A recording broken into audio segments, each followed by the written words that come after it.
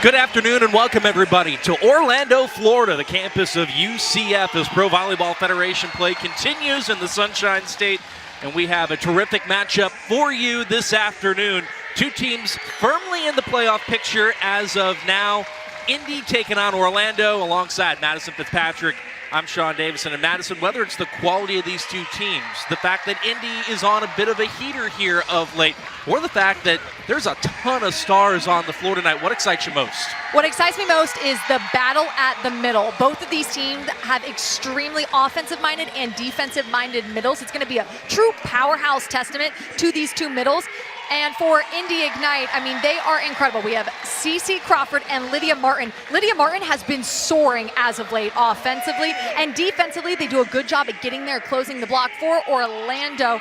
Absolute studs of middles as well. Kaz Brown, Natalie Foster, sometimes they put Abby Hansen in there. So I would look for both of these teams to get the middles going early. One, to open up the pins, and then two, because they're extremely efficient. And so when you look at the weapons that everybody has and you look at the setters, it's so fortunate for us that arguably we've got the two best setters in the league on the floor tonight. Shampoo and Sydney Hilly, #1 in assists in the league, #2 in assists in the league. Both of these setters are true pros pro. They know how to balance out an offense. They are wonderful defensively, and sometimes with setters, they'll get targeted on defense. Well, both of these setters have the ability to dig up balls, put their teams in good positions to play out of system and score, and then not to mention their offensive threats as well. Orlando currently second in the standings. Indy slotted at 4th.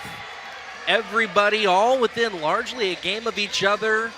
Omaha has created a little bit of separation as the top team in the league for the moment, but a lot on the line here this afternoon as we're about, what, 2/3 of the way now through Pro Volleyball Federation play.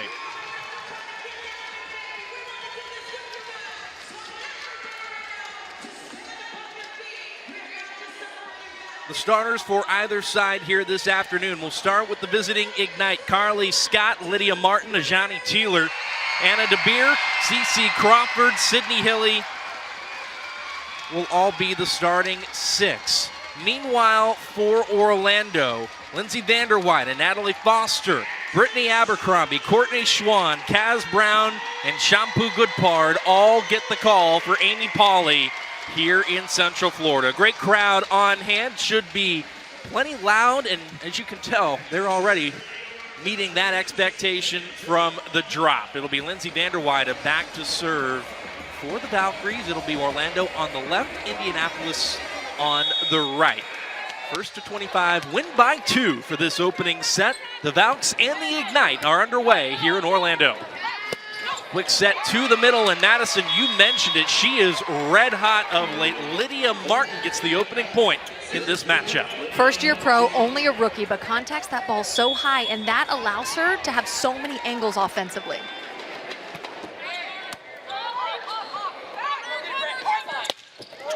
Shampoo goes to Brittany Abercrombie. Great defensive effort there by Carly Scott. It's a free ball to the Valkyries. Once again, Abercrombie off the block. Sydney Hilly gets it back in play. Natalie Foster turned back by Crawford. Abercrombie turned back by the block. Valks recycle twice, and this time Abercrombie gets the kill. Give her a couple chances and she'll get it through the block. Right out of the gates, we see, though, how defensive-minded this Indy Ignite team is. They're so scrappy, it's really difficult to put the ball away against them, so we're going to see really long rallies.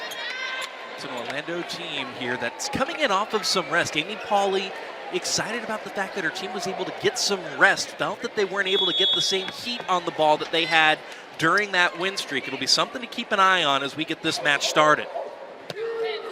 Natalie Foster serves Scott.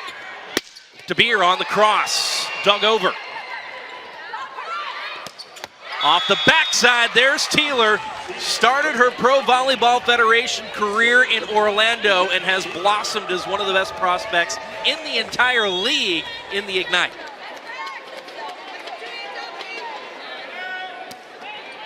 Teeler, who played her college volleyball at the University of Kentucky, goes back to serve. That's a nice off-speed shot.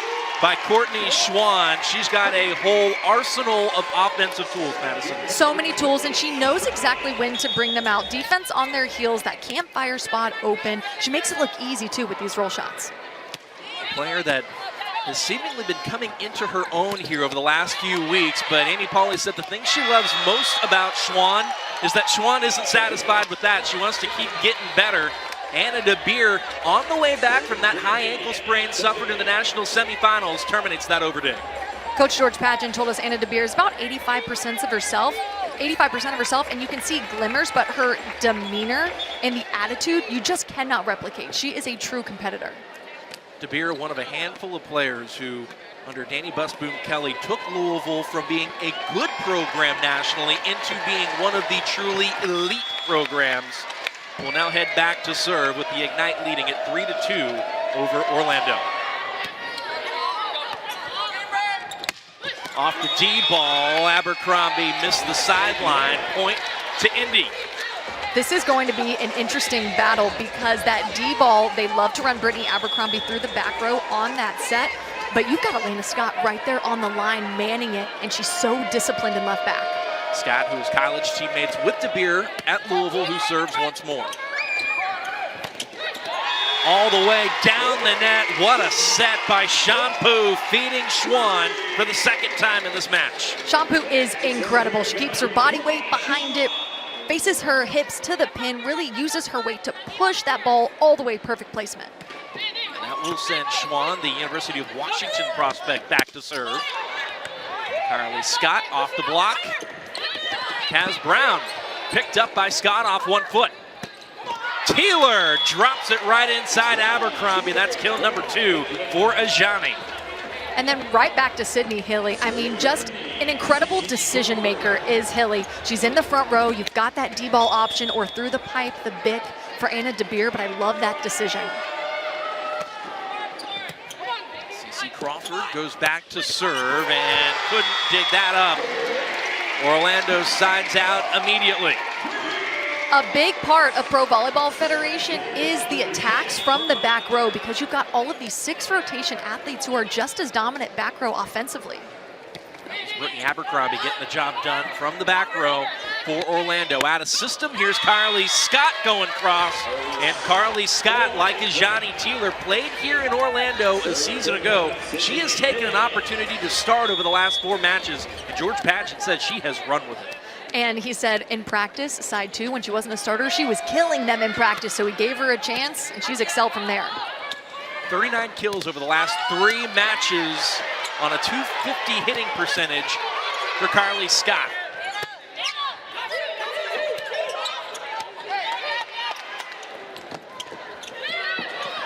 Vander Weide off speed over the block.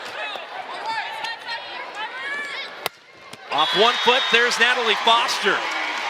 You know, Madison, we haven't seen Natalie Foster on the slide as much as we've seen Kaz Brown, but that looked pretty good. And it's really important to have that slide attack in your arsenal because it's stressing the block. The block is rushing to get there. They're not set. So big advantage to have your middles go both ways. Orlando back within 1. Martin turned back. And stayed in play. Nani Osia plays it up. Off the backside, Taylor stuffed. Big fist pump for Lindsay Vander Weide.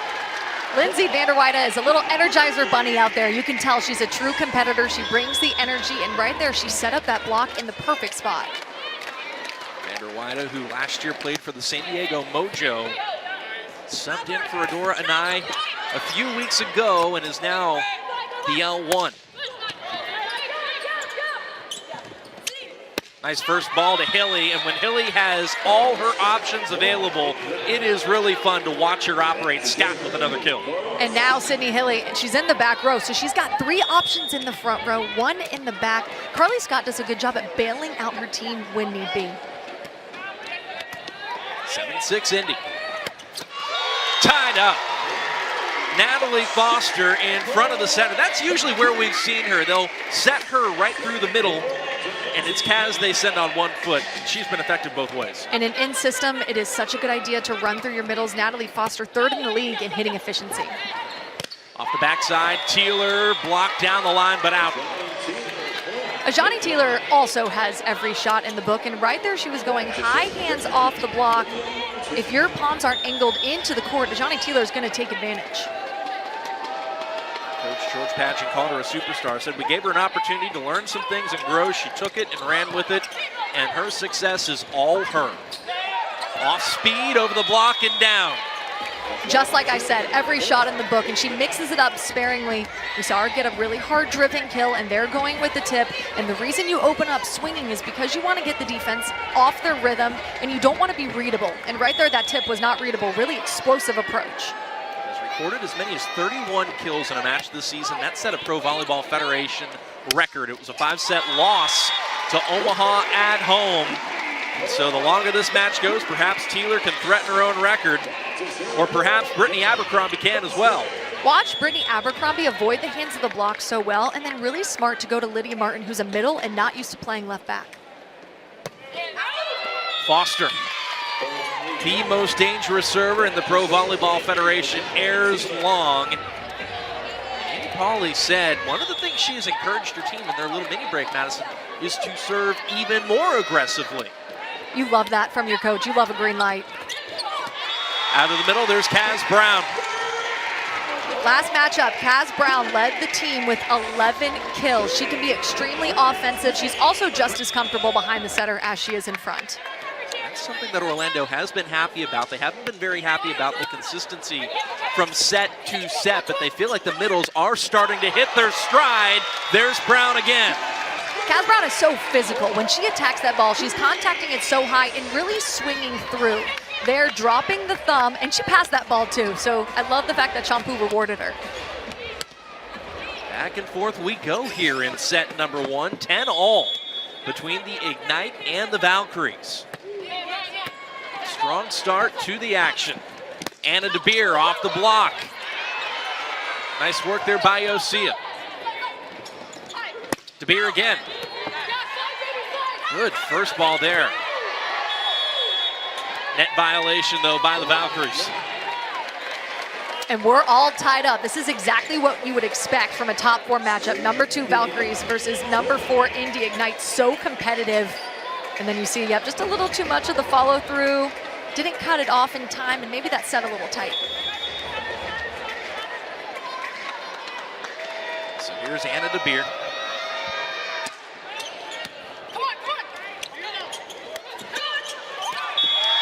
Shampoo falling to the ground, was able to put enough on that ball to give Courtney Schwann a shot. Shampoo is incredible. Even when her feet aren't there, she has so much ball control, and her precision is exact.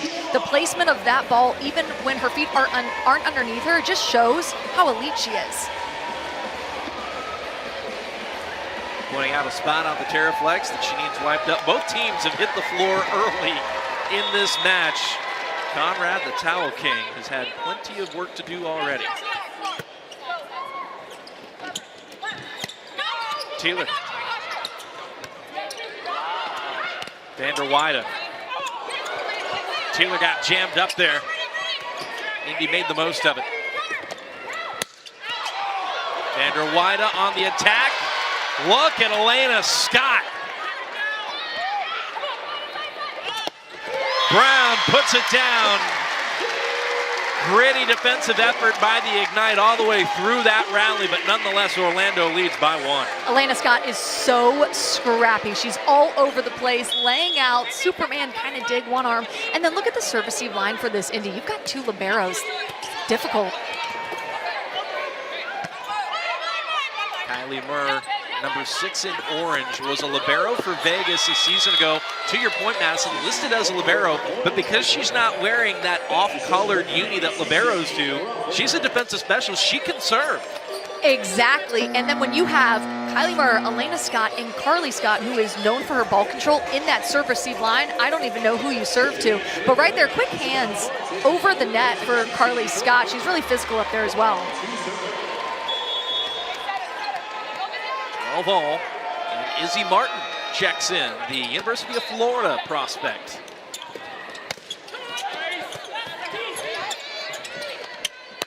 Scott Was there a touch? No. And we will get a challenge. I did think that I saw some fingertips being touched, and Carly Scott was very confident. And that was on purpose too. She was going for the high hand. She had to really rush. That set was a little low. She was transitioning off the net when that ball was getting set. So the high hand swing was a great decision by Scott. Volt 6 Technology will be doing the honors, taking a look at 22 different camera angles all around Edition Financial Arena, as they are in every gym in the Pro Volleyball Federation, and they're here precisely to get each and every call right. In fact, their presence here means we don't even need lines judges to determine whether or not a ball is in or out. You still do have to go through the challenge process for things like a touch or a net touch or an illegal back row attack, etc. And you mentioned it, Madison. You thought that ball was touched. In fact, it was. And I love those slow-mos of the block because you can really see how high these athletes are getting up over the net. Kaz Brown, her entire face was above the net on that one. So Izzy Martin will stay back to serve. Spent 3 years at Towson before finishing up her career as a Gator. And she'll drop in the ace. What a strong service rotation brewing here for Izzy Martin. It's a nice flat float serve, and so if you don't make your first move quickly or have that communication fast, it's going to go down. Vander Weide jammed up on serve, receive, but puts an end to that run. Nice swing through the seam. And we're seeing early they are targeting Lindsay Vander Weide on the serve. I think she has gotten almost every single serve for the Valkyries. She's going to be carrying a big load here today.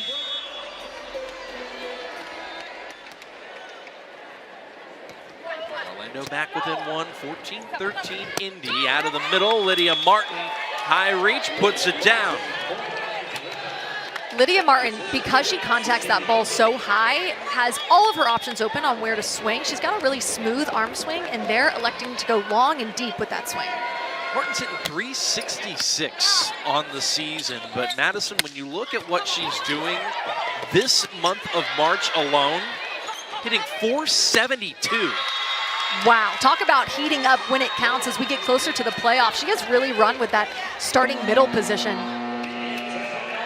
472 on 2.6 kills per set. She and the Ignite are on a run. They lead it by 3, midway set 1 in Orlando.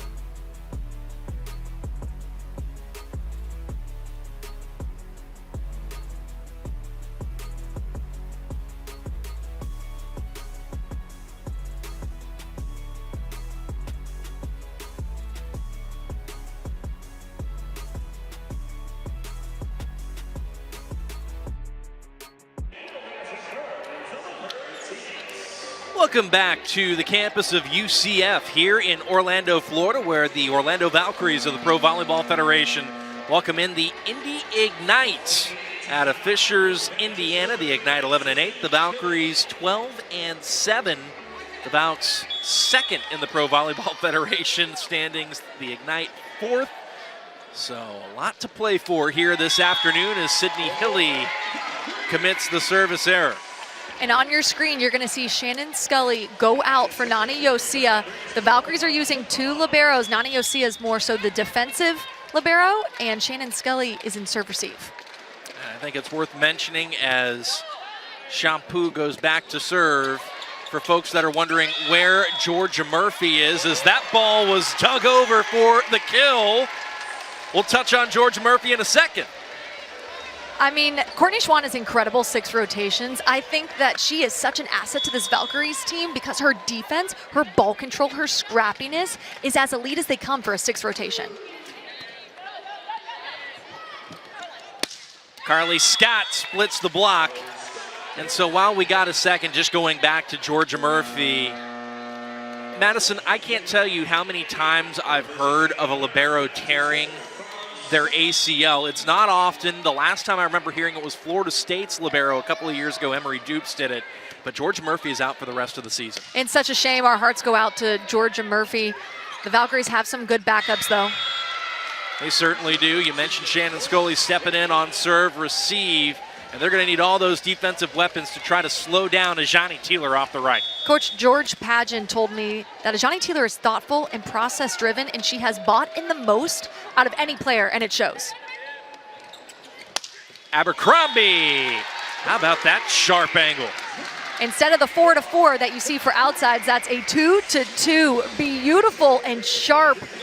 And she's a lefty. That block is split open. She's got the gap, and she drills it through.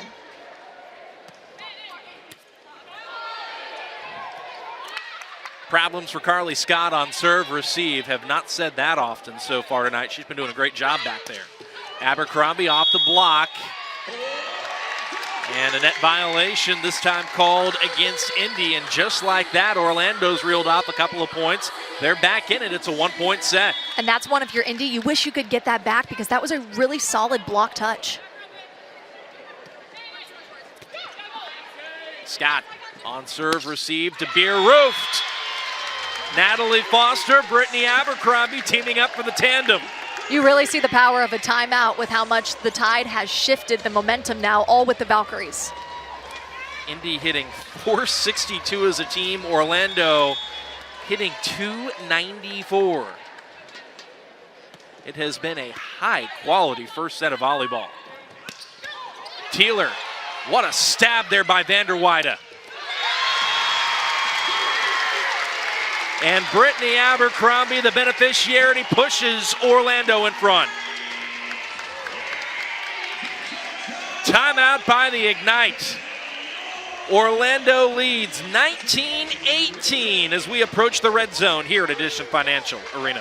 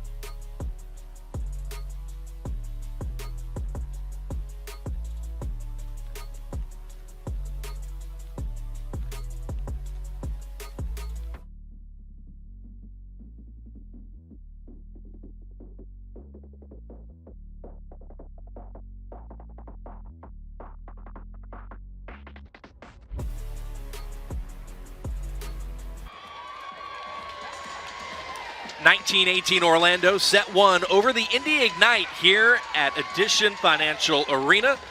Sean Davison, Madison Fitzpatrick, our entire crew on hand here to watch the Valks and the Ignite light up the floor here at UCF.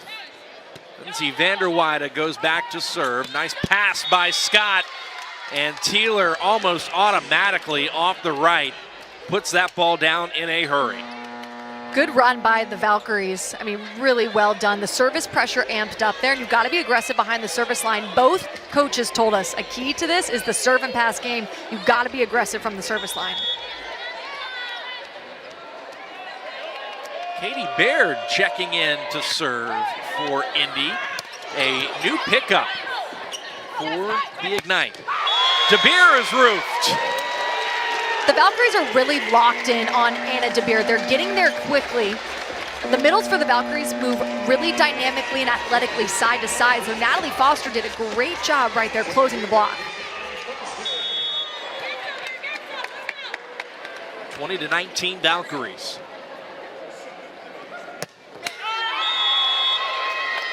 Another service error for Natalie Foster. Natalie Foster is first in the league in aces at 43. It's also a league record that she set. So she gets the green light every single time, and even though she misses a couple, she makes up for it in aces. 100%, rightfully so.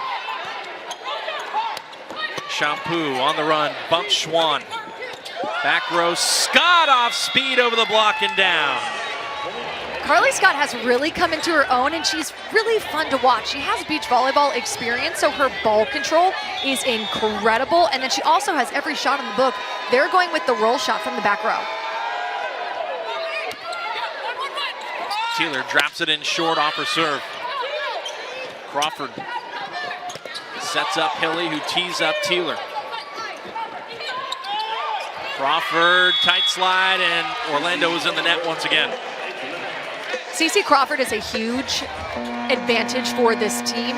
Earlier in that play, she got a really good block touch. She is one of the reasons why they're up at the net. They're slowing these down. They're being able to transition and get the kill. And just like that, Indy Ignite take back the lead. They're up 22-20.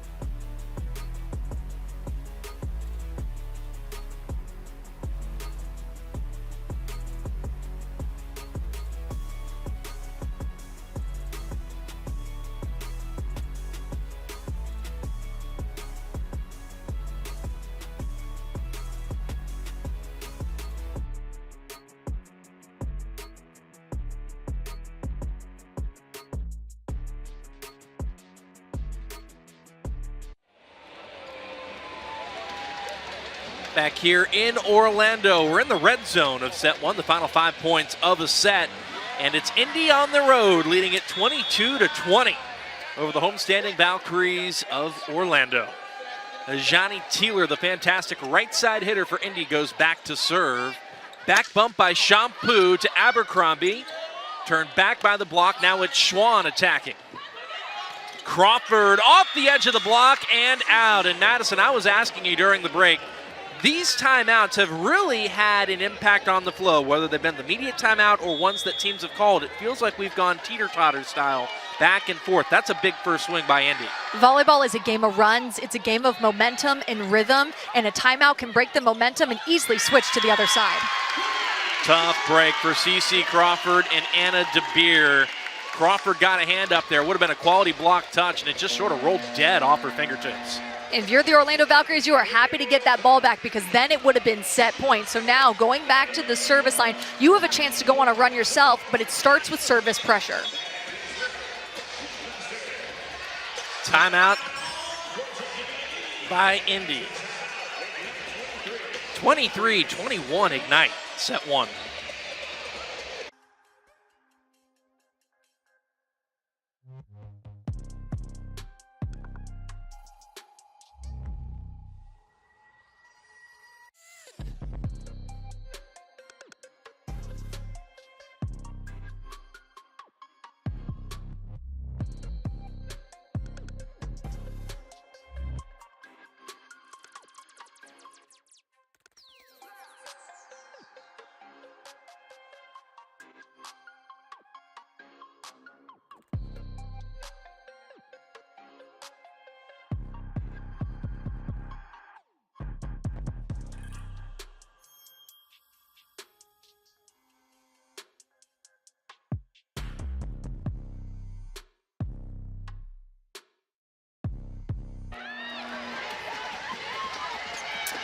Back here in Orlando, Indy on the road, closing in perhaps on taking set one over the homestanding Valkyries, who are going to their dub sub arrangement. It'll be their new setter, Melanie Schaffmaster, out of the University of Minnesota, and her teammate, Lydia Grote, checking in as Orlando's opposite. DeBeer, right down the line, brings up set points. if you're George Pageant, you are really happy with the way that this team responded. There was some pressure from the service line. They controlled it well. And Anna DeBeer right there going high off the fingertips with all of her power. DeBeer herself back to serve. 3 set points for Indy.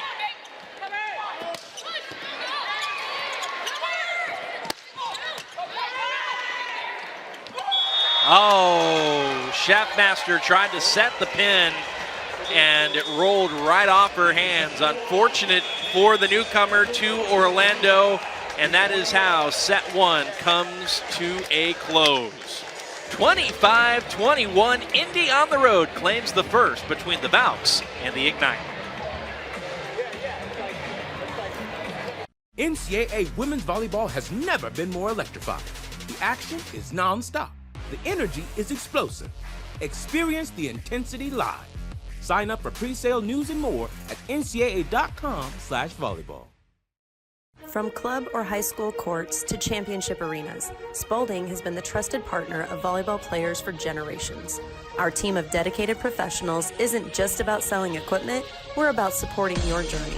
Spalding offers a comprehensive range of high-performance systems, nets, and accessories meticulously crafted for every skill level, budget, and playing style. Whether you're a seasoned pro or just starting out, Spalding's knowledgeable staff will guide you, equip you, and cheer you on every step of the way.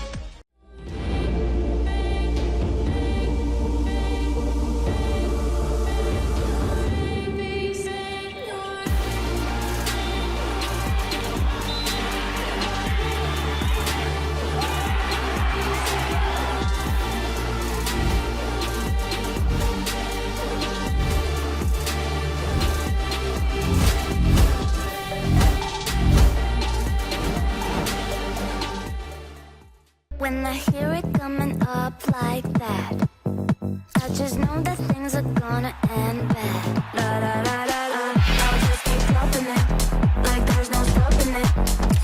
Then walk with it. La la la la la, I'll just keep dropping it, like there's no stopping it. Then walk with it. La la la la la. Pro Volleyball Federation Season 2. Tickets available now. NCAA women's volleyball has never been more electrifying. The action is non-stop. The energy is explosive. Experience the intensity live. Sign up for pre-sale news and more at ncaa.com/volleyball.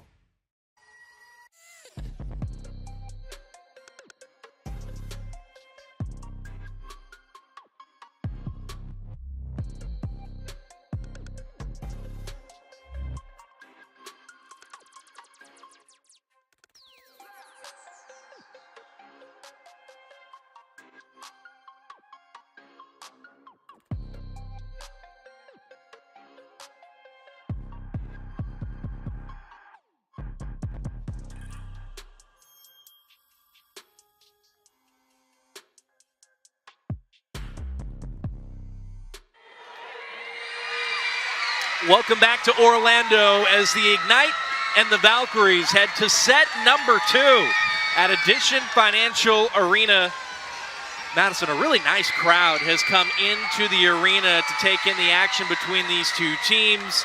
It's also Val the Valkyrie, which is the Valkyries mascot. It's apparently Val's birthday, so all the mascots in the greater Orlando area are here. Nitro, UCF's mascot, just passed us at our broadcast position. The Fire Frog scared you right when we were going to break and kind of made me chuckle at one point because I guess we're just wilding out here on a weekend in Orlando. Back underway here in set 2. Lydia Martin got us going in set 1. Nearly put a ball away to get us started in set 2. Instead, it's Orlando who strikes first to get it started. And it wasn't that Orlando played poorly in the first set in the least bit, but Indy Ignite was locked in offensively, and they were in system a lot because of Elena Scott. Indy Ignite hit 417. Most of their players were hitting over 400, 500 in that set. And these two teams are the top 2 teams in terms of hit efficiency in the Pro Volleyball Federation. Orlando has largely led in everything offensive this season. That gap in terms of hit efficiency has closed up a bit. Indy's been on a tear. They're hitting 247 to Orlando's 252 on the year. And so if that doesn't tell you that we are going to have an efficient battle, a very offensive-minded battle, I don't know what does. The thing that separates you is the service pressure, the defense. Can you keep yourself in system? And then the blocking. The Valkyries block has the ability to really heat up and put the rest of their gameplay on their backs. So Orlando team that's gotten a lot of strong block touches, haven't quite been able to put as many balls away for points with their block. And it's one of those things, it's not a matter of if, it feels like it's a matter of when that last little piece comes to fruition for the Valkyries. 2-all here in set 2. Johnny Teeler back to serve. Indy left, Orlando right as they switch sides between every set. Courtney Schwann caught some fingertips on the attack. Coach Amy Pauley told us that Courtney Schwann is probably the most consistent and steady athlete in the league. She carries such a large load, and you don't want to serve to her because her ball control and her pass game is so strong. Yeah, her passing and her defensive ability in that back row have been impressive, to say the least. Nice defensive work there by Orlando. Off the pancake, Yosia shoved the ball over, did enough to stay in the rally, and then Indy commits the attack error. A rare error from Indy, who was extremely efficient in that first set.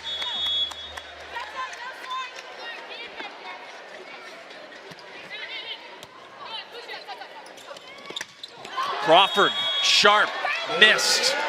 And a couple of attack errors in a row by the Ignite. And this is really the largest lead Orlando's had in either set, Madison. They led set 1 by a couple of times by 1 point, a 3-point lead early in set 2. Yes, it's early, but that is also encouraging. And a couple of misconnections, setter hitter misconnections. CeCe Crawford, I like that they're running her on the slide though, getting that worked in. Nice set by Yosia. Teeler out of her reach. And you see all of the routes that Indy is running. Orlando does the same thing, running CeCe Crawford behind on the slide and then Ajani Teeler on the D-ball. It's really stressing the block. You don't know who to jump with. You have to be very patient, and then sometimes that makes you late. Orlando still leads by 2. Anna DeBeer back to serve once more. 4-time All-American at Louisville, drafted 2nd overall. Vander Weide, one of a number of Oregon Ducks in the Pro Volleyball Federation, and she has made a splash this year with Orlando. And Kaz Brown is pulling that middle blocker, CeCe Crawford, with her. Shampoo runs such a balanced offense that CeCe Crawford jumped with the middle, opening up a one-on-one.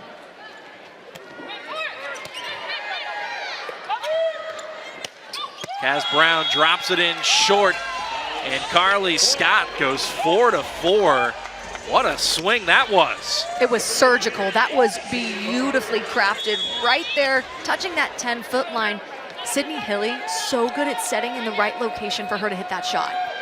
Yeah, the location has been immaculate as Crawford dump serve into the tape.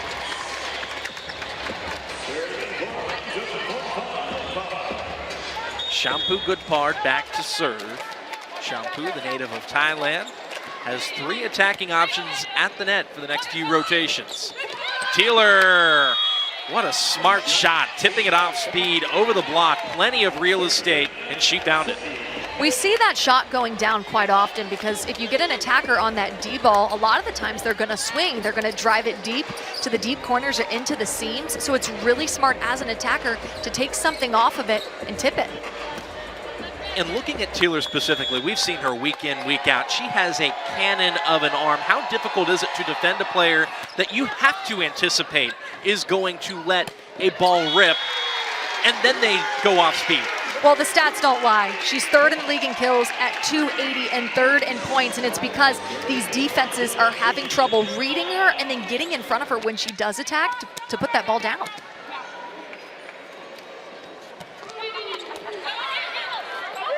Strong serve by Vander Weide off the Bick. Anna DeBeer misses long, and wow, Indy has been a little bit more error prone here in set number 2. Orlando leads 9-5. Overpass. Scott does well to keep that up. Foster tried to hammer it down. Scott after the recycle. Abercrombie. Second effort for Brittany off the right. And that misses wide. Some scrambling on the Valkyrie side. They were out of system a couple times. The highlight of that play was Carly Scott getting the dig, couple block touches, and really making Orlando's defense scramble.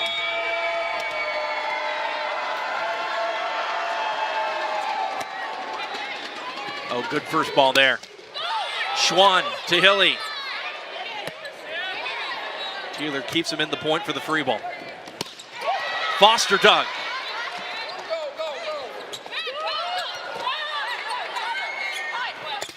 Taylor roofed. Boy, both of these teams are scratching and clawing for every little thing they can find. What a rally. And we've seen so many long rallies, and it just feels so good to end the rally on a stuff block like that. Watch the precision, the physicality of Courtney Schwann pressing those arms over the net. Super invasive by her. DeBeer had to hesitate for a split second, but little matter for Anna DeBeer, who we have seen that time and time again, lighting up team after team in the ACC when she was at Louisville and really getting her feet under her now in Pro Volleyball Federation play. Schwann. That was down, point to Orlando. I love what Amy Pauley said about Courtney Schwann earlier. She said she will still tell you that she's not playing well enough. She demands the most from herself every single day, even in practice, and it shows.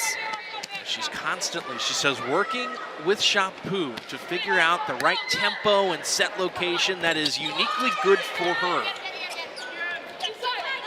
Taylor, what a cannon of an arm. Here's what's so good about Taylor. Even if the block is set up in the line and has that line completely sealed off, she will go angle. She has a ton of range. Now let's say the block sets up in the angle. She's got a ton of range. She can see the block. She'll go line. So she's really difficult to block. Off the D-ball, Abercrombie, dug by Scott.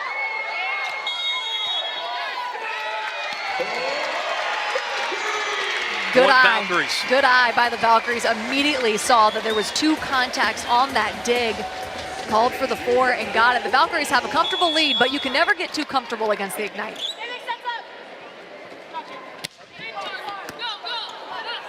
Carly Scott jammed up.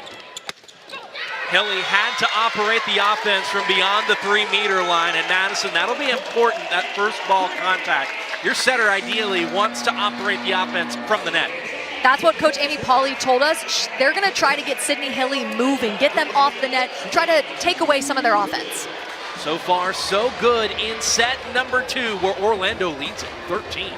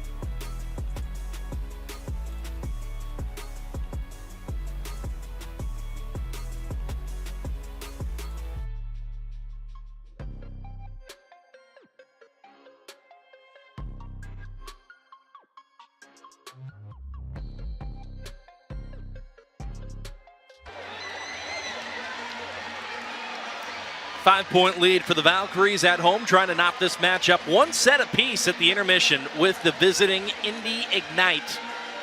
The Valkyries leading at 13-8 at Addition Financial Arena here in set number 2. We played a 25, win by 2 for each of the first 4 sets. If we go to a 5th, it's 1st to 15, win by 2, best 3 out of 5 for the match. Anna DeBeer just shredded that ball through the block and down the line.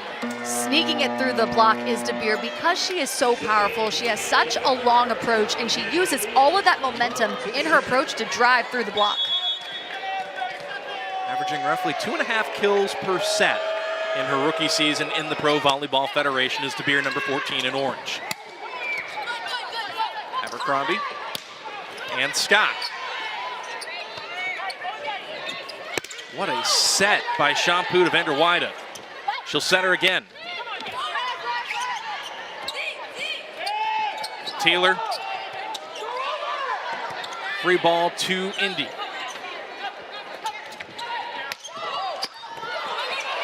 Still up. Scott digs it out. And Hilly puts it down. Called her own number to put an end to the rally that time. If that doesn't show you how much of an experienced athlete Sydney Hilly is, I don't know what will. She's a front row setter, so she can attack the ball, take it into her own hands, and with an open net, I love the fact that she decides just to go for it and take advantage. League leader in assists and assists per set, nearly 12%, by the way, for Sydney Hilly. Is also the reigning Pro Volleyball Federation Player of the Week.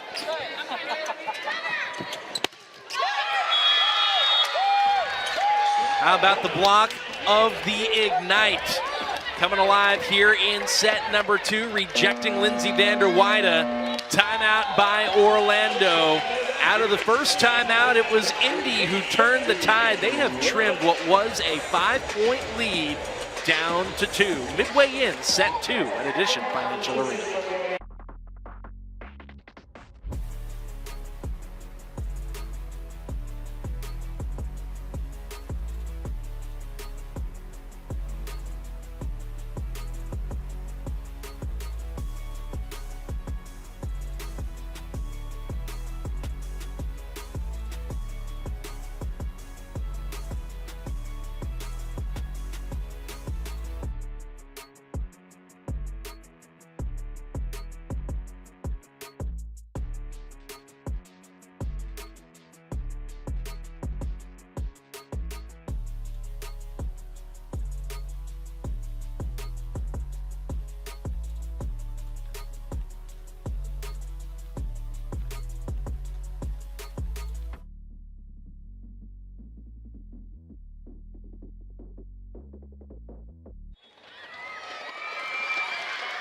Back here in Central Florida, the Orlando Valkyries lead set 2 by 2 over the Indy Ignite. Sean Davison, Madison Fitzpatrick, our whole crew here in Central Florida with you as number 2 takes on number 4, and Kaz Brown off 1 foot puts that ball to the floor, and we'll head back to serve. Kaz Brown is so much fun to watch, and I love when she throws that little hand up, like boom, it's in, got it. All-Conference All-American at Kentucky. Kaz Brown, one of the best blockers in Kentucky program history, as that ball is dug at a play point right back to the Ignite. That was a difficult one for Brittany Abercrombie. Because of where she is in that right back position, your platform is kind of angled out of the court, and so it's difficult to, one, control that pass, swallow it up, take some of the heat off of it, and then angle your platform into the court. Izzy Martin comes back in to serve, had a nice serve rotation in set number 1. Really flipped the script when Orlando led it by 1 and pushed Indy in front for largely for good in that first set. Scott stuffed. Natalie Foster. Brittany Abercrombie set that whole play in motion. That set was a little too low, but she made sure to send that ball over to Sydney Hilly, which then set up the out-of-system really high set and was able to get the blocker there to close and press. And it's Foster who came in for the block, a player that Amy Pauley said it's great to see that confidence building, and the next step is to see her grow on the block. She is growing every single match. Indy just too tough at the net that time, though. Good press by Indy. They were all over that ball. A little bit of a trap set, but that's difficult because the Orlando Valkyries were really scrambling. Shampoo had to take that behind her head, bump back set, that one. So it's a little difficult situation. Brittany Abercrombie was trying to tip it into the block to recycle it through or tool, and they just couldn't cover it. Lead is 2 for Orlando as we are as few as 1 point away from our midway media break here in this second set.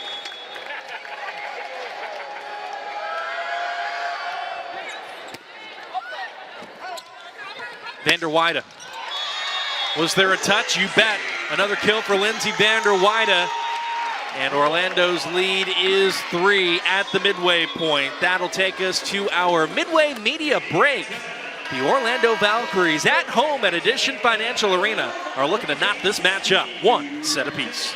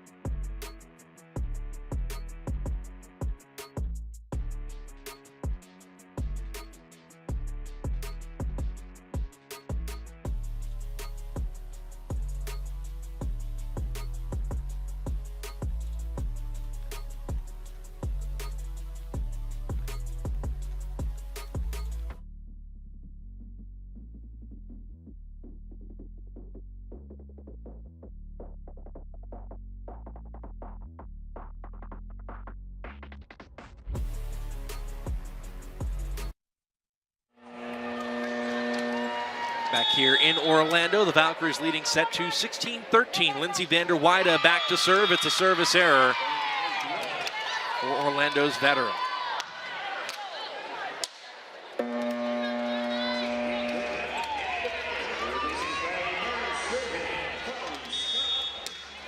Carly Scott will head back to serve.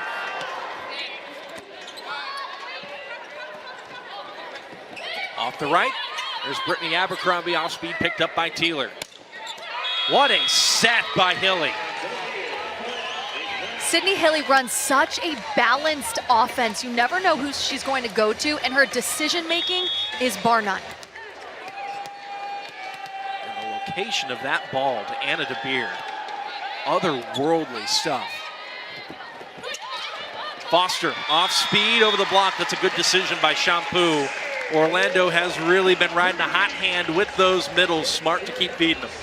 Absolutely, especially when you're in system, you want to run through your middle as much as possible without getting too predictable. I also love the decision by Foster there. The block was set and up in front of her. The off blocker was pulling back, but she still tipped it to the right location.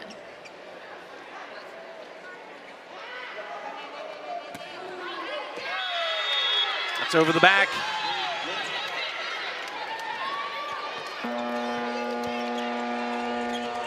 When we asked Coach Amy Pauley what makes Natalie Foster's serve so good a couple weeks back, she said she knows her touch on the ball. She's not guessing where to contact it. She knows what works, high reach with long arms.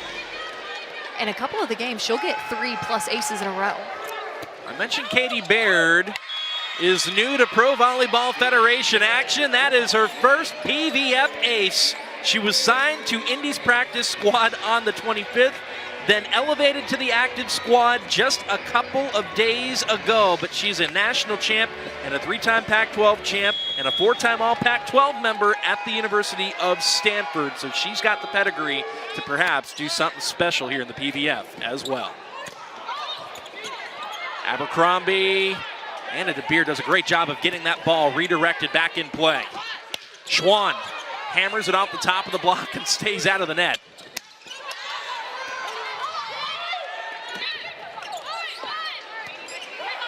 Out of system for Teeler. And Teeler puts it down.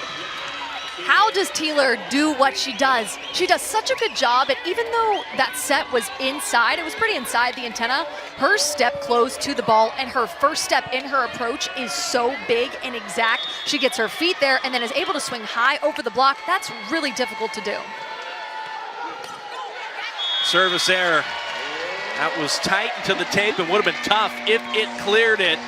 But nonetheless, we are tied up at 18. How about that run, though, by the Ignite off of Katie Baird's service run, Madison?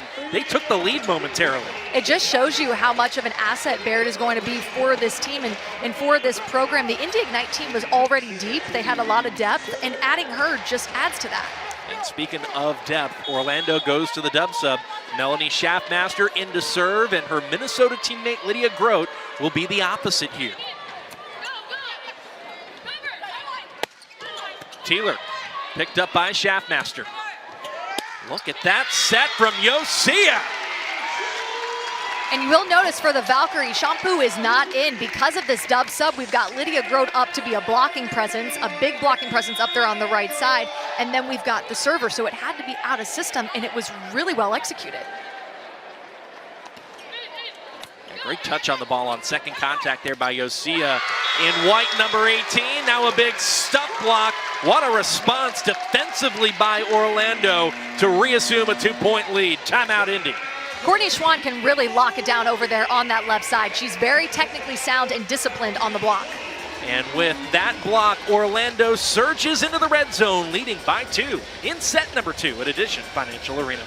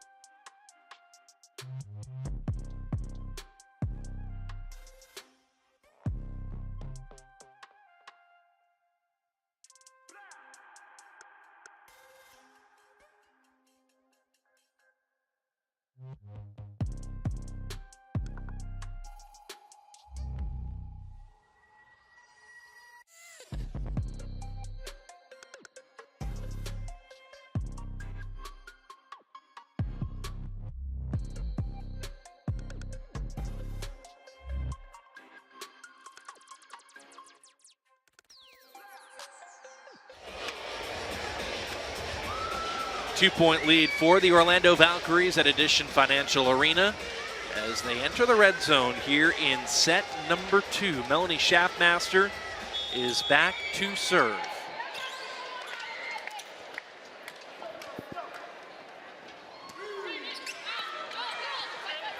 Scott plays it up. DeBeer. That is out of play. Crowd got excited from our angle down the line. Kind of hard to see because the stanchion blocks us out, but it looked like it would have been tight to the line, so you can understand why the fans would be excited from their vantage points. But out nonetheless, point to Indy. Kaz Brown out of the middle, no doubts there. Found the wide opening in the middle of the floor. It's another kill for number 11 in blue. And maybe that set just a little high, but Schaffmaster is new to this team. She hasn't had a ton of time to get into a rhythm with these attackers, but it was actually perfect because then Kaz Brown could swat at it and get the kill. Yeah, she's only been with the team for roughly about a week as Indy misfires, trying to establish CeCe Crawford on the slide. Just going back to Schaffmaster for a bit. She's been with Orlando for a week, but they took 3 days off, so she's really only practiced with them about 2 or 3 days. So she's still getting the feel for things as Indy has opted to challenge. And it's a good challenge because 1, it was close, so you could throw it out there just in case, and 2, it gives Coach George Pageant a chance to take a beat, talk to his players. The Valkyries are on a bit of a run here, so you might as well call it just in case. And you get 2 per set. It's not like in the NCAA where you get 2 for the match, and if you're wrong, you lose it for the balance. You will get that challenge back in set number 3, and that could be as few as 5 minutes away, maybe? Exactly. You cannot challenge whether or not a ball was in or out, and so the next likely challenge would be block touch to determine whether or not Orlando in some way scrubbed that ball out of play. You can really see Indy Ignite trying to work CeCe Crawford on the side. They've run that play a couple times. Coach George Pageant earlier in the year told me they're working on the slide with her more because when she went to Wisconsin in college, they ran gaps and ones. They were in front of the setter a lot. So they've been really practicing and repping out that slide attack from Crawford. And it feels to me, Madison, as Indy has really gained their traction and come into their own, it's been the middles that have really taken that big step forward and opened things up for Teeler, who already was fantastic out at the right side. Most definitely. If you're going to play at a high level and be top 4 in this league, you have to have every option firing on all cylinders on offense. Well, there was no block touch on that slide attack by Crawford. It remains point Orlando. They continue to lead by 3. Good pick up there by Yosia. Schaffmaster bumps Vanderweide, and Vanderweide drops the hammer on the cross. And that block was set and ready and pressed on the line, so she went angle. And what makes Vanderweide so difficult to defend is how fast that arm swing is. It's a unique arm swing too, isn't it? It's a roundhouse arm swing. She starts with it low. It's really cool. And Kaz Brown knew exactly what to do with the overpass. A lot of the fans here think that's pretty cool. They've got set points. Service pressure. It's all about that service pressure causing the overpass, and then Kaz Brown was just doing her job. A much more defensive-oriented second set. Orlando has a handful of set points. De Beers staves off one, and Orlando remains just a side out away.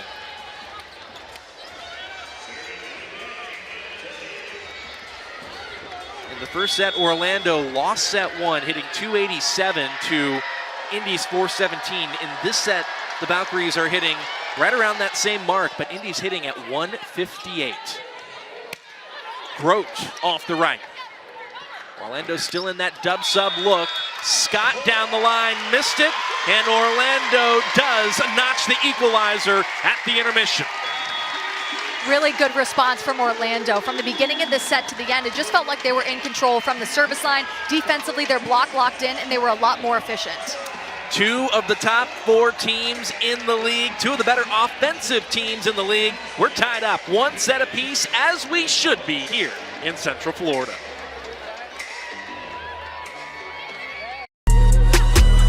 We got it next. That's how you finesse. We come for they next. Beautiful swing. Balls blocked straight down. What a rocket out of the back. Now they calling my phone, yeah, but I'm all in my zone. They not a threat. Tell them reset. She is absolutely white hot. And a nice block on the outside. Yeah, all on my own. Yeah, went and brought it back home. What a final rally. From your favorite athletes to your favorite music, listen to everything you love and so much more with the free iHeartRadio app. From live play-by-play to your favorite game day anthems and the biggest sports podcasts in the world, the iHeartRadio app lets you take it all with you and stay connected to your favorite team wherever you go. Download the free iHeartRadio app today. When I hear it coming up like that, I just know that things are gonna end bad. La la la la la, I'll just keep dropping it, like there's no stopping it. Then walk with it.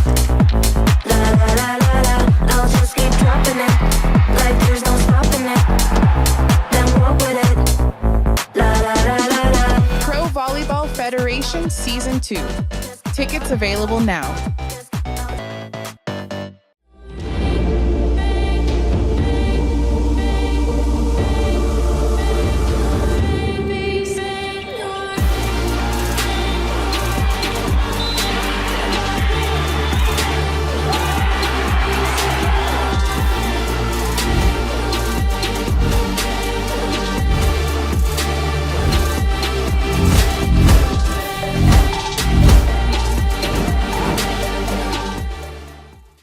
NCAA women's volleyball has never been more electrified.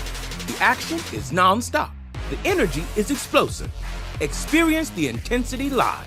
Sign up for pre-sale news and more at ncaa.com/volleyball. We got it next. That's how you finesse. We come for they next. Beautiful swing. Balls blocked straight down. What a rocket out of the back. Now they calling my phone, yeah, but I'm all in my zone. They not a threat. Tell them reset. She is absolutely white hot. And a nice block on the outside. Yeah, all on my own, yeah, went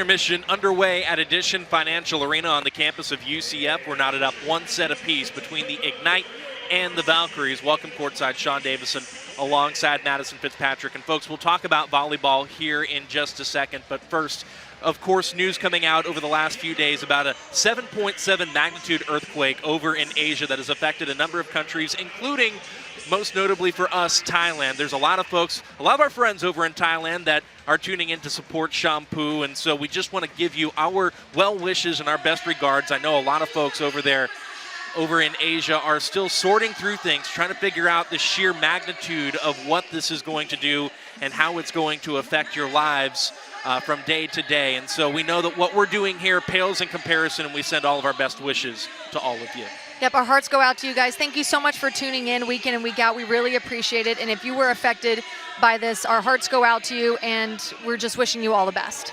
All right, Madison, there's no easy way to make the transition from something like that to the context of a volleyball match. But as we sort of shift focus and look at what we've seen here in the context of 2 sets time, set 1 more offensive, set 2, it felt like Orlando turned up that service pressure a little bit more, and it was a more defensive-oriented second set. Most definitely. Orlando outblocked the Indy Ignite, and you see there 7 blocks to 3 blocks in total for the Ignite. And then offensively, Orlando did a much better job at being in system and then being more efficient. They hit 273 as opposed to Indy Ignite's 128. This is in the second set. Kaz went 3 for 4, hit 750, so that middle presence was big. And Schwan went 3 for 6, hitting 500. They also did a better job at slowing down Carly Scott, who was a big offensive threat for the Ignite in the first set.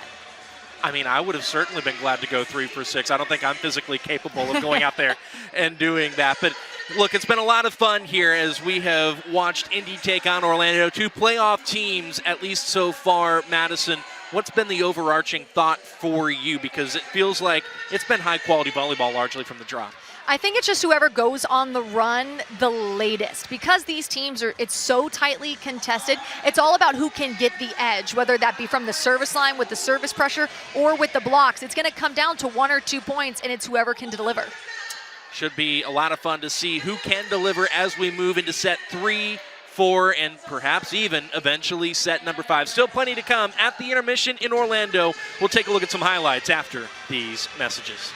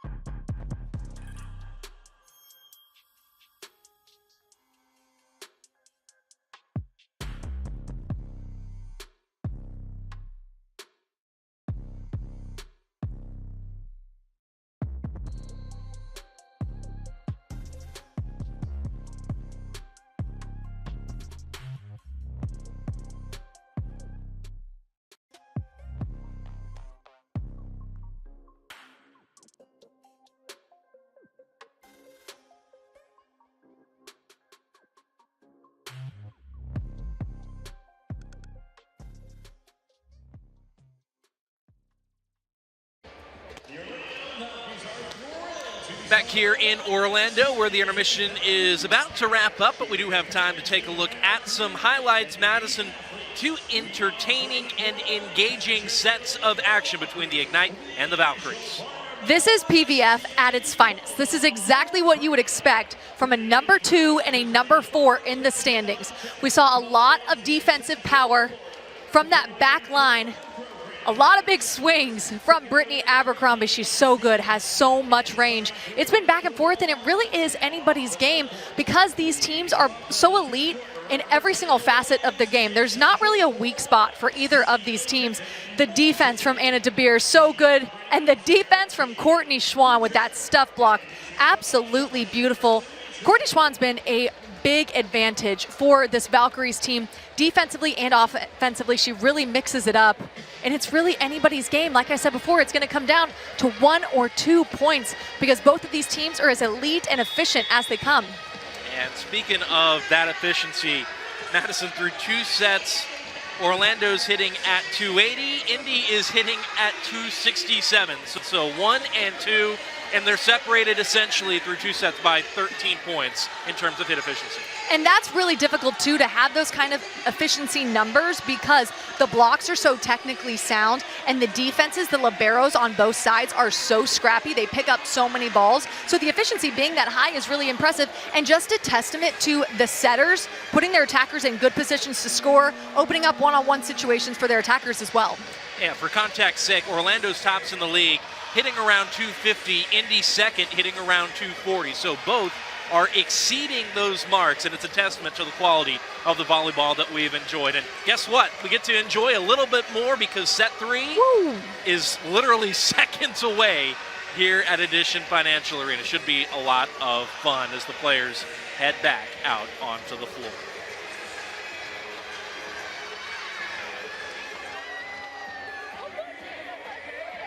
Get us underway. Orlando back on the left side of your screen. Indy in the orange back on the right side of your screen.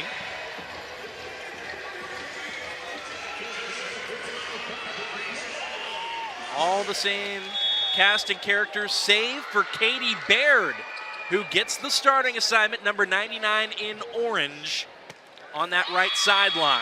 Service error by Foster. That is her 4th miss in this match. Orlando's still without really any service aces, I don't think, to this point, Madison, but they have generated a ton of service pressure nonetheless. Agreed, and that's because this serve-receive line for Indy is so incredible.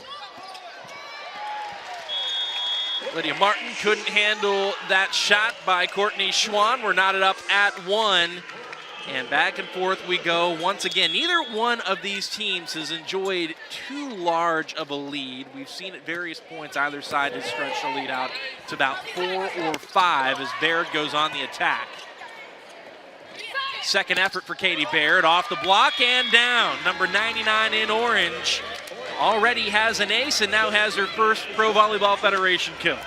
Welcome to the Pro Volleyball Federation, Katie Baird. I love that swing because the set was a little high, so she held in the air for as long as she could and then swung high hands. Baird most recently played in Turkey with the likes of Lexi Almodovar, who is a stud hitter for Dayton in their run in the NCAA tournament, as well as a player that tore things up in the ACC for a number of years, Polina Shimanova, who was really, really strong at Syracuse. So Baird makes the move from Turkey to the States.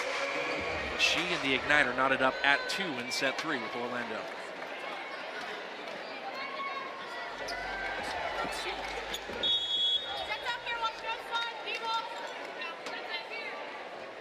Schwann serves, and it's short. Picked up by Scott. Teeler off the D ball, and her teammates could not keep it up. One of the roles of the blockers at the net is to yell out to the rest of the team possible sets. You're just trying to make the rest of your team aware. So I heard Kaz Brown, Lindsay Vanderweide say, hey, sets up, watch slide, and possible D-ball. That block was locked in because of that communication. With that, Orlando leads early 3-2. Baird dug by Schwann. Over the net, Schwann picks up that attempt to kill the overdick. Off the bick, off speed by Scott. Abercrombie, tip back.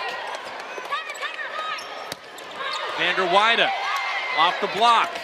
Baird gives it a swat. Frantic rally.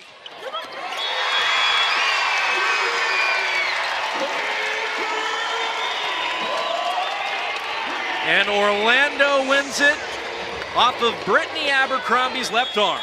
Watch how high Brittany Abercrombie contacts that ball. From off the net, you've got to swing high, contact it high, and then she weaves it in between the two zones. Tight.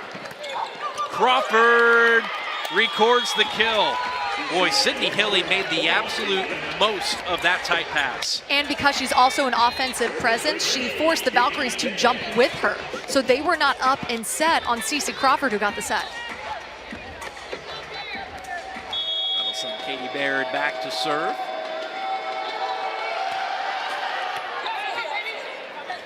They're targeting Lindsay Vanderweide often. Did so early. Here they go once again. Vanderweide gets the set from Shampoo.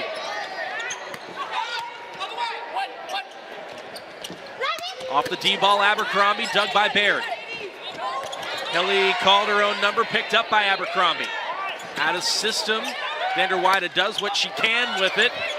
Baird on the deck, keeps it alive. Good luck stopping that. A crowd pleaser from Kaz. What a way to finish a rally. So much strength in that slide attack off of 1 foot, one-on-one situation, and then she cuts it off at the perfect time. You have to swing quick on that slide attack. Amy Pauley said Kaz Brown is one of the most underrated competitors in the league. She just really, really wants to win. And she said you see the personality clearly portrayed on the floor. What you don't see is all the extra work she puts in the gym. She also said that her and Shampoo have been repping out that slide attack, and they ran a slide attack the other day that was about 0.2 seconds from Shampoo to Kaz, and she thought, who could defend this? And to that point, when she said that, I audibly reacted because I had the same thought. How are you going to stop that? Lindsay Vanderweide is stopped by Hilly. The setter, again, a front row option. She can go up to attack. She can also go up to block. She comes away with the solo stuff. She's got the all-around game. She's recording multiple blocks per set and per match. 5-all. Abercrombie, what a swing. Out of system for Vanderweide. Boy, pin to pin, Orlando is testing the integrity of Indy's defense. Really spreading out the offense nicely is Orlando, and that puts pressure on the block to get there. That set inside, the block was also set inside, so she didn't have much area to go. 6-5 Valks. Out of the middle, Martin dug by Yosia. Out of system, Vanderweide caught the sideline. As an outside, you are going to get the in-system, the out-of-system, the good, the bad, and the ugly, and it's your job to be able to clean up those plays. And Lindsay Vanderweide does a great job at that.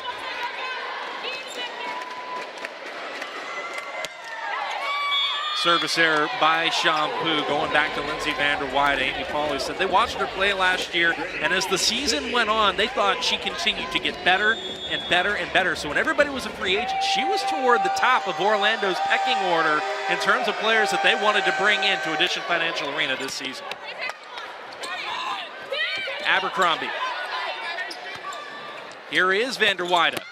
Right through the block and down. It is not easy to beat Elena Scott when Elena Scott is in that left back position. But Lindsay Vanderweide has such a sharp swing. It's a wrist-away swing. Coach Amy Pauley also told us that she's lived up to every single role that she's given her. Yeah, she said she came in December and just felt like she was in a much better place. Physically, mentally, was ready to go and accept whatever role, to your point, Madison, she was given. Yep, she said she's a veteran and a role model, and she's an A+ example. 8-7 Valks. Off the side out, Scott serves. Boy, we have seen a handful of net violations already in this match. And Mads, I know we've done some matches where we might see 1 or 2 for the entirety of the match. This is a 2 versus 4. These players are juiced up.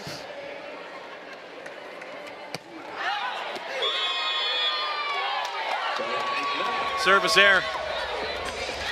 One thing that Natalie Foster does not do is she does not take anything off of that serve. That is her 5th service error. But I really can respect that she continues to go for it, especially because her head coach gives her the green light. Serving still also relatively new. That's a misconnection by Orlando. Started doing it this past year, at least in terms of being in competition when she was at SMU for Sam Erger. Led the ACC in aces, set an SMU record in aces, and has only continued to build confidence from there as Lydia Martin goes back to serve for Indy. Schwann off speed. Hilly got a hand on it. Nobody else could. It is really cool how much trouble Courtney Schwann can get teams into with all of her tools. The tip goes down, I would say 9 times out of 10. Teams have a really difficult time reading her because she comes in with a nice strong approach, and then she does have so many tools and she's very rangy. Orlando leads once again by 1 with Abercrombie serving. Baird on the cross. Dug out of play by Yosia. I like that play. It's a little bit of a gap go. Sydney Hilly has Cece Crawford on the gap, a little bit of space from her, and then Baird comes in just to her side, and it's really disruptive for the block. How would you assess the connection is from Hilly to Baird, with this being Baird's first match? Super impressive. I mean, that just speaks to the experience of Sydney Hilly and knowing exactly what Baird needs and being able to give it to her quickly. On the cross, there's Courtney Schwann. And that's why you can't get too comfortable against Courtney Schwann. She's got it all right there, going 4-4, wrist away. Good pass by Kaz Brown, keeping the play in system. Confidence continues to build in Schwann, number 4, who goes back to serve. Baird. D-ball for Abercrombie. And that hit the floor. Net violation. Actually, I think she got it up. Net violation, and we may see a challenge. Yes.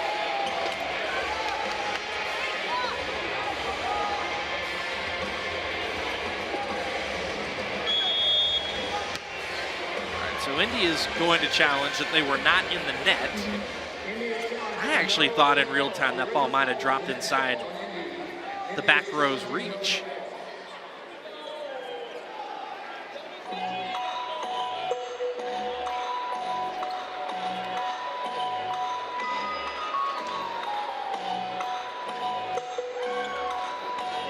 Well, we saw a challenge late in set 2 by George Padgett. He was successful.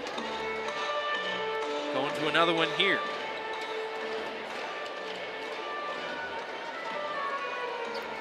And he is correct once again. There is no net touch there by Katie Baird. In fact, it was the ball that hit the net and made it move.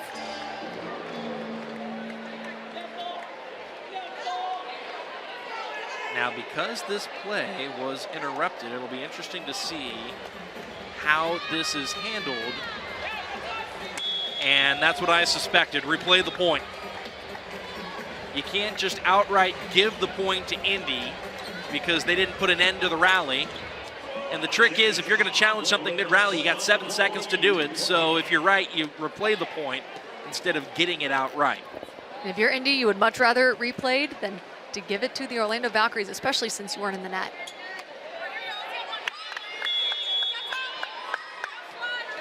So Schwann goes back to serve once more. Pass was tight. And that time, Indy was in the net. They're going to challenge it again. Sydney Hilly was called for being in the net. She turned to George Padgett and said no. It was a really tight pass, and from my perspective, it almost did look like her head grazed the net on the way down the back of her head. That's a tough call because it is so close. Might as well challenge it. You were correct earlier. And I have to imagine, I am not blessed follicularly, but I have to imagine for people who do have ponytails and longer hair, how hard is it to feel whether or not your hair got in the net? It's almost impossible, and especially because in the heat of the moment, you're just thinking about setting and getting that ball and not having it be an overpass, and you're not even thinking about what you're feeling with your hair or the back of your head or anything like that. So it can go unnoticed to the player. I personally feel a lot of wind kind of whistling through the hair follicles that I do have up top. That's what I feel, but I'm also not setting. There's a look at each head coach, George Padgett, the newcomer with the upstart Indy Ignite, Amy Pauley in year 2 with Orlando. Last year tied 5th in the Pro Volleyball Federation. This year, the Valkyries started off the year as preseason number 2, led for a good portion, but they're back where they started the year as the number 2 team in the league. And consecutive challenges by George Padgett, who's on the left. That's the first time I think I've seen that here in any of the matches I've called in the PVF. I actually worked a match the other day. Shout out Angel Perez and Columbus Fury. In one set, he had 5 challenges and all 5 were correct. He was locked in on his challenges. And let's be clear too, the officials that we have at every stop in the Pro Volleyball Federation are the best of the best. They are the equivalent of the players, but in terms of officiating. High-level college, high-level international. And so if something escapes their eye, it was something very finite, right? Absolutely. And you're right, these are the best of the best. A lot of these referees travel internationally, Team USA stuff, so they are elite. And it just comes down to a few seconds. Let's take a look at this.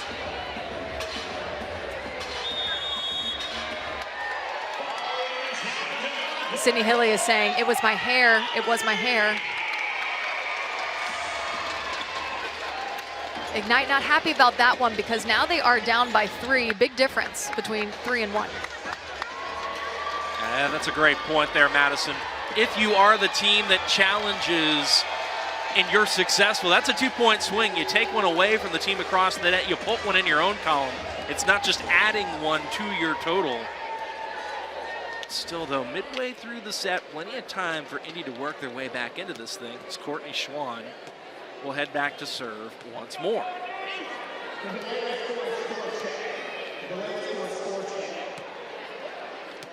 Now we're going to do a score check.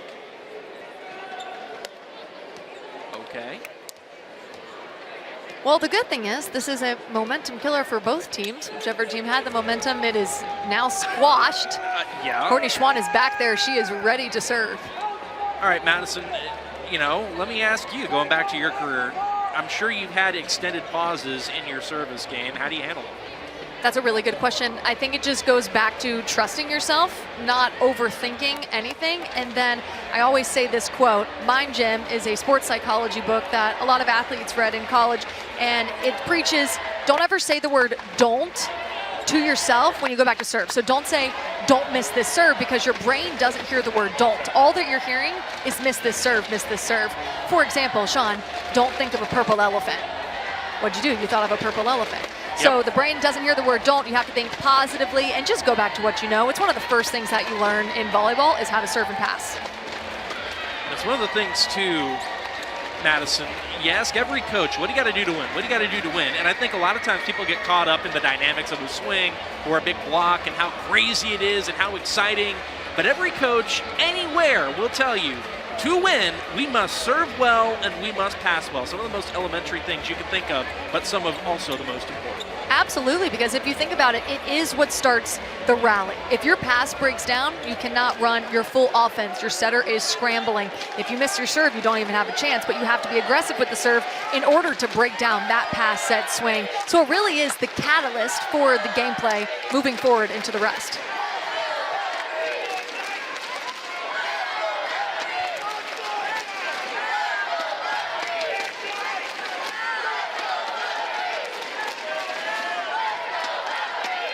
Well, the fans are not shortage of enthusiasm. And I'll say this, if you're Indy, obviously you want to make sure that everything is right and you have a certain latitude and a certain qualification to inquire and inquire and inquire. But the more this goes on, the more you're going to fire up a crowd that already was loud to begin with. Such a good point. And what I love about these Orlando Valkyrie, this team and this fan base, is that it's a lot of young girls who either play club here, or maybe let's say the kids are at Disney for the day. There's a lot of young audience base here, and it's really fun because these girls now and young boys have a chance to watch these players and just have a clear picture of what it can be if you decide to take this career all the way. And who knows, maybe men's volleyball will be big in the United States one day as well. But the volleyball world in general is just continuing to grow and skyrocket, and it's really fun to be a part of. Well, let's be a part of some more of it, because I think we're finally ready to get play back underway. Conrad's ready, so are we. Let's see if Courtney Schwann's ready too.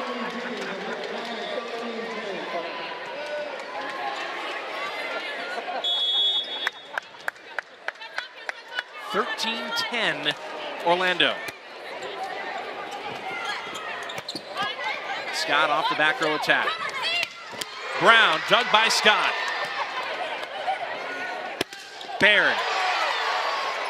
Kept up by Scott. Great defense. Speaking of great defense, look at Nani Yosia and Elena Scott. Baird kept up by Schwann. Vander Weide on the attack. Point Orlando. And a double contact is called. On Ajani Teeler, it hit her platform, and then I believe it hit her face. Plays like this make my job really hard as an analyst because there are so many beautiful plays and things to dissect. But right there, one of the great things about Elena Scott is even though she's diving and she's laying out, she's still putting that pass perfectly on her setter's head.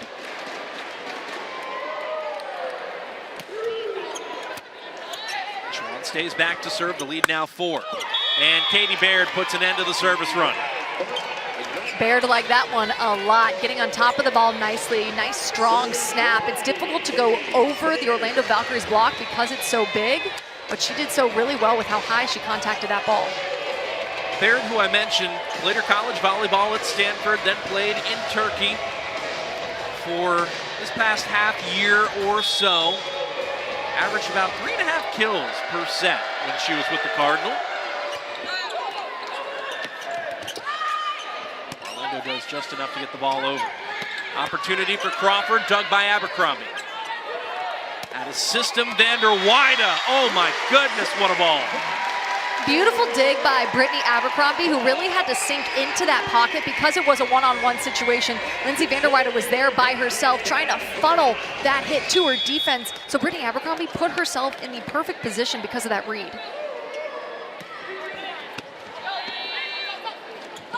Good first ball there. Katie Baird on the bick. Caught some hands on the way out. Katie Baird is showing us that she is lethal from the front row and the back row. She is not missing a beat, coming into this league and making an immediate impact with the Ignite. And look at that ball placement. Wow. Now, not only did it catch a hand, it also stayed in the corner. Out of the middle, there's Natalie Foster. Scott, dug by Schwann. Abercrombie, dug by Baird. Out of system from Scully, and Vander Weide misses wide. Lead down to 2.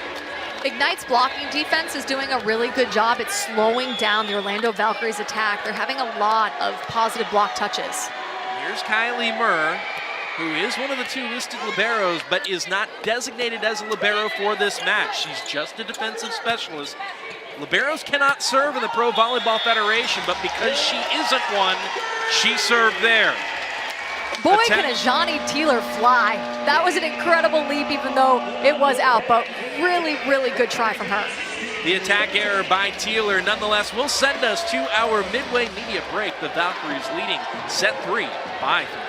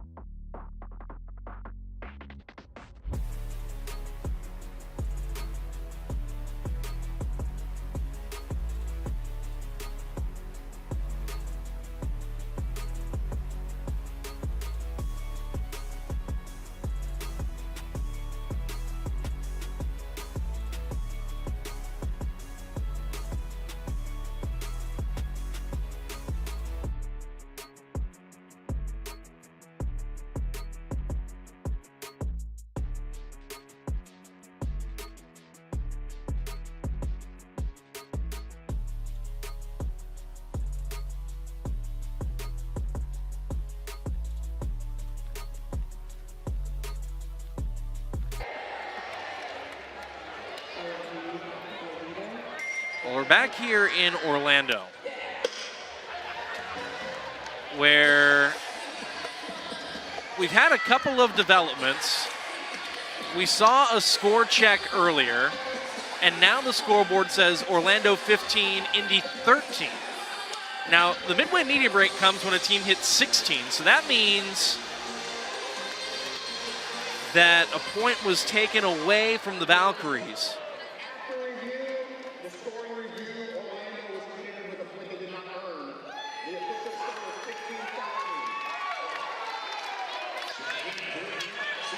So there you have the explanation. Orlando's lead is 2. It's not one of those scenarios where 1 point goes away, 1 point goes the other way. It was just Orlando somewhere in the scoring process was given an extra point.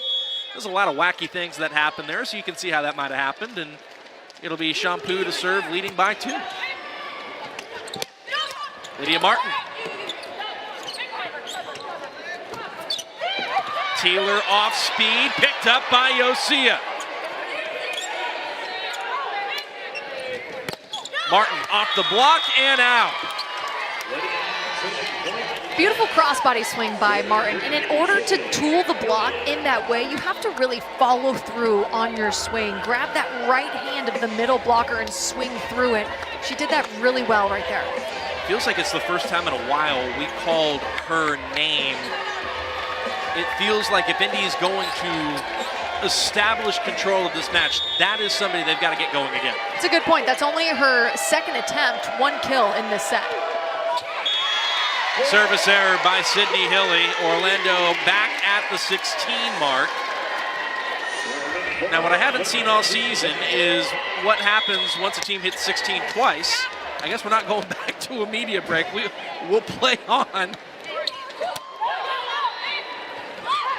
Taylor.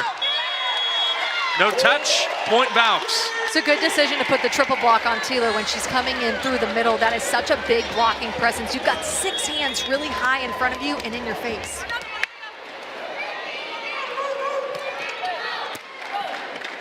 Oh, good first ball there by Baird. And Martin is the beneficiary. Easy decision there for Sydney Hilly to tee up her middle blocker. Coach George Pageant told us Lydia Martin is a physical specimen. She's so vertical and she plays so high, really difficult to block. And we saw some of that vertical right there. Nice first ball there by Shannon Scully. It's a misconnection at the pin though. Another point for Indy, who trims the lead to 1. And that was a rare misconnection and miss from Courtney Schwann. Up until this point, she has had no errors and she's hitting over 600. Scott targets Vanderweide on the cross serve. Speaking of cross, Brittany Abercrombie goes 2-2 once again. It's beautiful, it's so wristy. She contacts that ball so high and it's so sharp, just out of reach of Sydney Hilly. Lead back to 2 for Orlando. Natalie Foster catches the tape. Taylor, one-handed stab by Foster. Opportunity for Orlando right here. Abercrombie. Out of system for Taylor. And Taylor, what a swing that was. And what's impressive about that is Taylor was 7 to 8 feet off the net. She was not tight at all, but she still has those sharp angles even from being that far off the net. That's one of the things that Taylor has been working on here of late, getting more and more comfortable further and further off the net. Exactly. Coach George Pageant told me that that's what they're working on when she's 7 or 8 feet off the net, going for those high hands. Brittany Abercrombie. Boy, I think we mentioned it earlier, Madison, 2 of the best setters in the league. And when you have 2 setters who can spread the ball around, perhaps unsurprising, we've got 2 of the most offensive right sides in the league in this match. Absolutely, and especially when you're in system and you have all of your options open, you're really difficult to stop because as a block you have to be balanced and then sometimes you're going to be late. Dub sub for Orlando, Melanie Schaffmaster checks in. Lydia Grote is in the front row as well for Orlando. In comes Shannon Scully.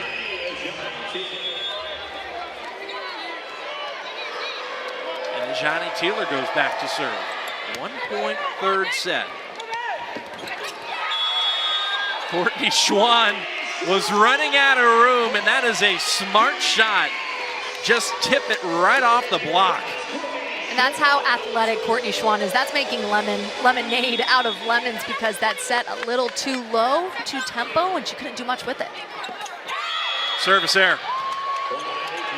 It's tough to gain any kind of momentum with these back-to-back service errors, but the good thing about the Valkyries is they're a big bounce-back team, and they're solid in serve receive. 4 service errors for Orlando in this third set alone.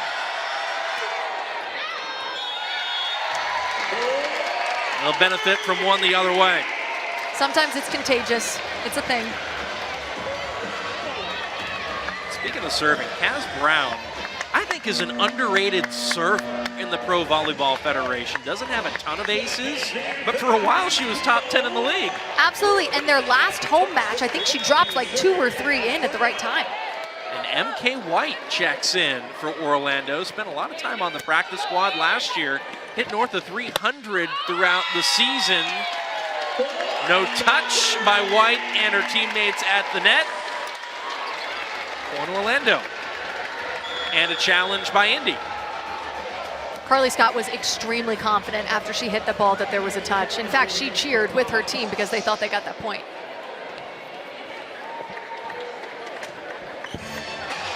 Well, we're going to go back to the monitor again.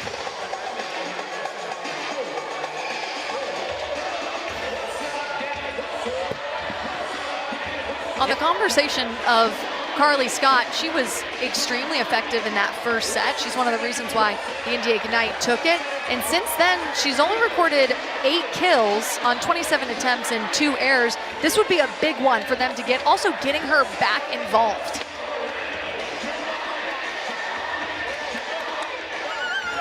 And she was right. There was a block touch by Lydia Grote.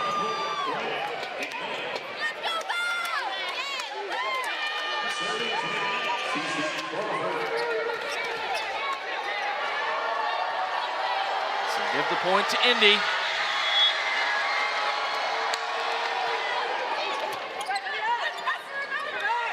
Vander Weide. Teeler turned back. Good cover by Crawford. Scott roofed. MK White. Welcome into the game, MK White.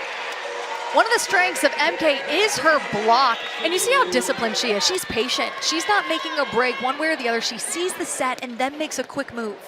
Boy, you see that reaction. You think she's been waiting for a moment like that all season long? Scott off speed over the block. Shaftmaster on the D ball. Grote. Speaking of D balls, Teeler does record the kill off the block.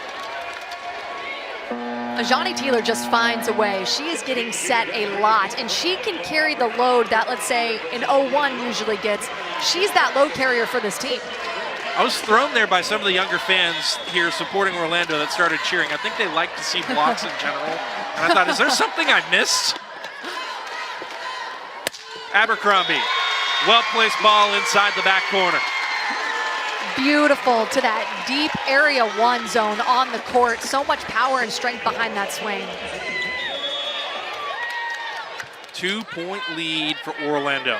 It has been a wacky third set. Teeler gets the set off the right. Nice pickup by Yosia. Abercrombie dropped it inside the back line. Set points coming for Orlando. How about the placement on those last 2 swings?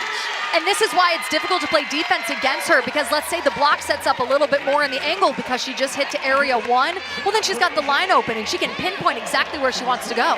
And Mads, I have to just say this. Amy Pauley told us, she said the key to keeping Brittany Abercrombie sharp is rest. And she was optimistic about what the dub sub could do, bringing in Shaftmaster and Grote. Just for a couple of rotations even, giving her some breathing room. She said Brittany Abercrombie, after the loss in Atlanta, said one of the most impressive things she's ever heard a player say whenever they were debriefing the loss to the Vibe in the ATL. She said instead of making an excuse about a tight turnaround or being tired, she said, I've just got to get in a little bit better shape. I'm doing all the right things. I feel fine, but this is what the end of the season's going to be. Postseason especially, tight turnarounds, and she said the maturity to say something like that was off the charts impressive. Talk about the accountability from Brittany Abercrombie, and that's the characteristic of a true leader. She said, I really want my teammates to be able to rely on me late and throughout the entirety of the match because she is that bailout kind of attacker for the Valkyries. Well, they've afforded her some breathing time, and she has delivered with consecutive kills when it's mattered most in the third. Set points for Orlando. Teeler stuffed, and Orlando leads 2-1. The block really locked in for Orlando, and that's what happened in that second set too. I said it before, but the block has the ability to win games for the Valkyries. The Valkyries man the net to perfection to close set number 3. They got a lift from Brittany Abercrombie as well. They win it 25-21 and take a 2-1 lead. From We got it next. That's how you finesse. We come for they next. Beautiful swag. Balls block straight down. What a rocket out of the back. Now they calling my phone, yeah, but I'm all in my zone. They not a threat. Tell them reset. She is absolutely white hot. And a nice block on the outside. Yeah, all on my own, yeah. Went and brought it back home. What a final rally. From your favorite athletes to your favorite music, listen to everything you love and so much more with the free iHeartRadio app. From live play-by-play to your favorite game day anthems and the biggest sports podcasts in the world, the iHeartRadio app lets you take it all with you and stay connected to your favorite team wherever you go. Download the free iHeartRadio app today.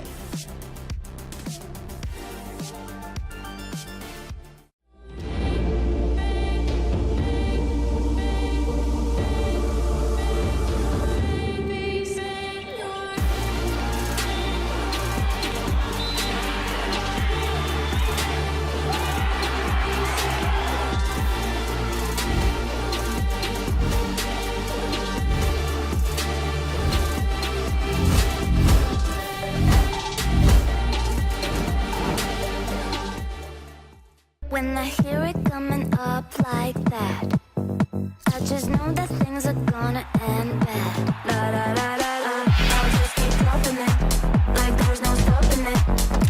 Then walk with it. La la la la la. I'll just keep dropping it, like there's no stopping it. Then walk with it.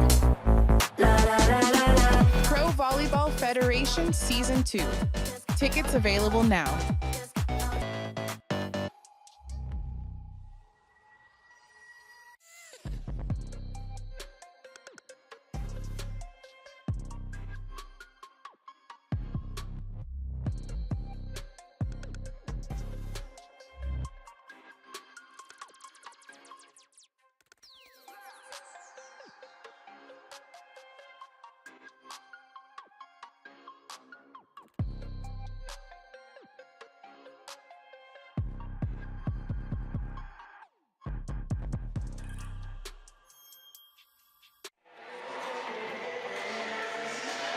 Two sets to one in favor of the homestanding Valks over the Indy Ignite.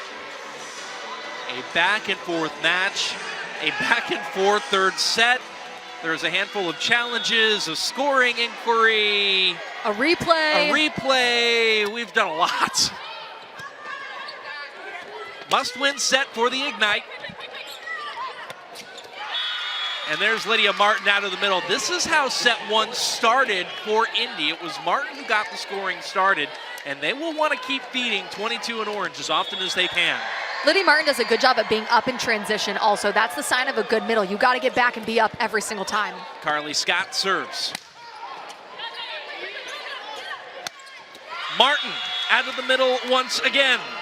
The decision-making from Sydney Hilly is incredible. Feed the hot hands, spread out the offense, but at the right time, feed the hot hands, and she's doing that perfectly with Lydia Martin. Lydia Martin, two-time All-ASUN at Liberty, then went to Oklahoma to finish off her career, was all-conference in the SEC as well. Courtney Schwann off speed over the block.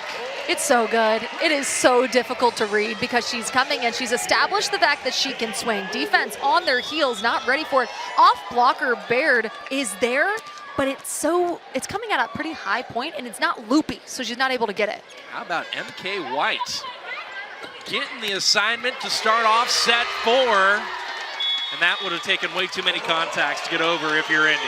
Another thing that MK White brings to the table is enthusiasm, energy, personality. She's got all of that, and it really fires up her team. Yeah, spent the majority of the season, as I mentioned briefly in the last set, on the practice squad. Did White, number 9 in blue. Last year was a routine starter for Orlando, and in fact, doing what she's doing now, serving, started off franchise history against Atlanta with an opening point ace. Good memory. Sydney Hilly made the most of that tight ball. It continues with Orlando, though, and Abercrombie. Here's Baird. No touch, point bounce.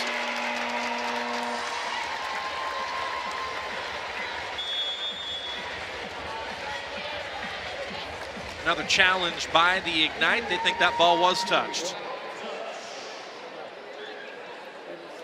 Something I am noticing, whenever Baird is going up to attack, the defense for the Valkyries is extremely deep. MK White knows the strategy. I'm thinking that's a way that they're setting up their defense to defend Baird the best. But watch all 3 back row defenders. They're really deep every time Baird attacks. There's Coach Padgett. Tell you what, Bolt 6 was not an insignificant financial investment, and Coach Padgett has made the most of that investment here today. We have gone to the monitor a few times, and frankly, to his credit, I don't know that he's been wrong once. Coach Angel Perez said it best. He said it's a way for the coaches to get involved and get points for their team and be accountable for their team, so the coaches have to be locked in situations like these. Schwann. Dug out by Abercrombie. Martin sets the out of system.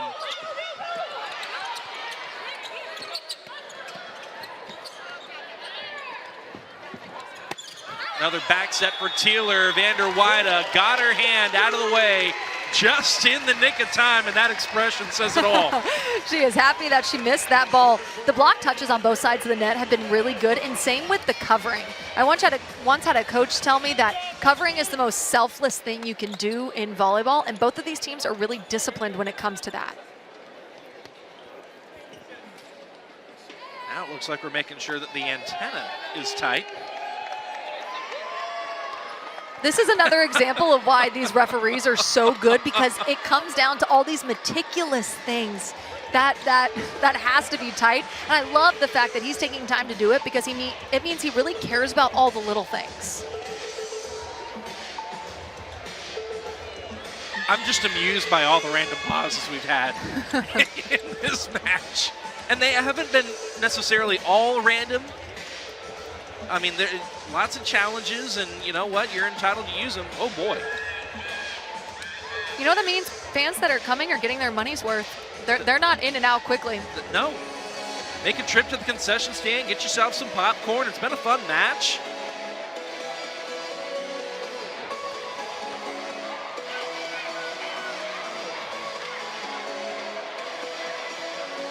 So here we go again.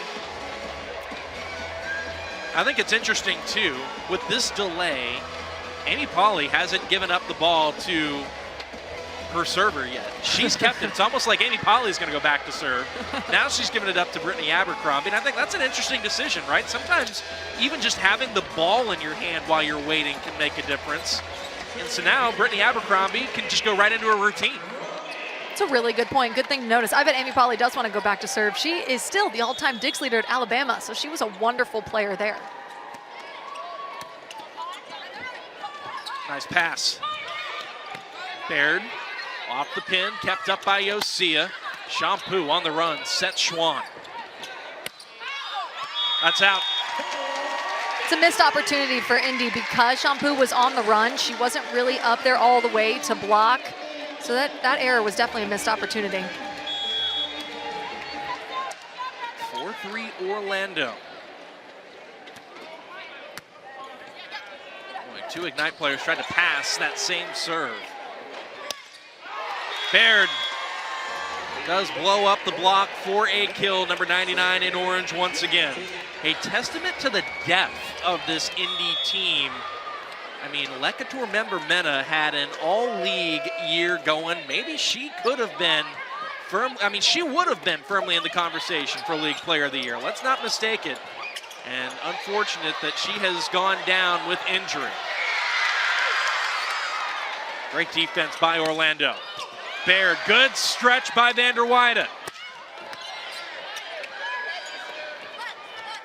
Off the Bick, here's Carly Scott. Off 1 foot, down the line, Kaz Brown missed it. That's one of the things that Kaz Brown is working on, is off of the slide, swinging line. I don't hate that miss. It was super close. She cut it off quickly, just a little too much over rotation down the line. Maybe drop that thumb, too much snap on the ball.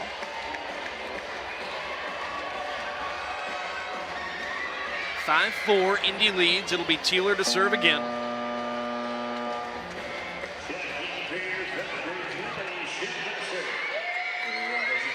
And instead of going to the dub sub, you're just gonna swap out Shaftmaster for Shampoo, and that immediately changes the complexion of Orlando's block defense. Much bigger presence. Most definitely, and I do like it too because it gives Shampoo a chance to reset and rest.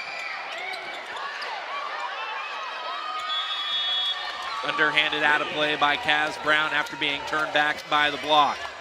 And the only reason why that switch is risky is because Shaftmaster has had less of a time to gain rhythm and chemistry with her attackers.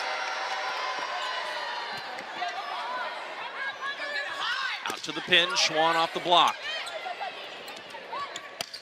Baird off the top of the block and out. I'm not sure what that hit. But that took a crazy kick. Baird is such an advantage for this Ignite team. She's showing us in serve receive too. Really controlled first ball contact from her. She hasn't been aced. She's doing a great job of keeping them in system. And then there, she is such an outlet for them on offense. And with that lift that Baird has provided, the Ignite, they lead by 3 in a must-win fourth set.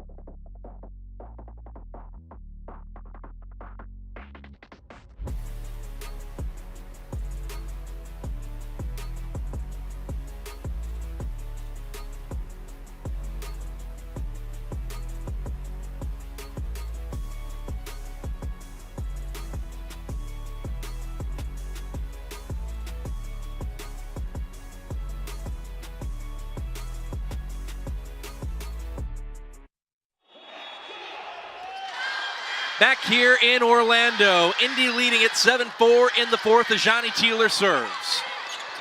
Overpass, put down by Crawford. What a good service run by Ajani Teeler. We mentioned the offense she can provide. She's an adept server as well. The aggression behind the service line is what's fueling this Indy run.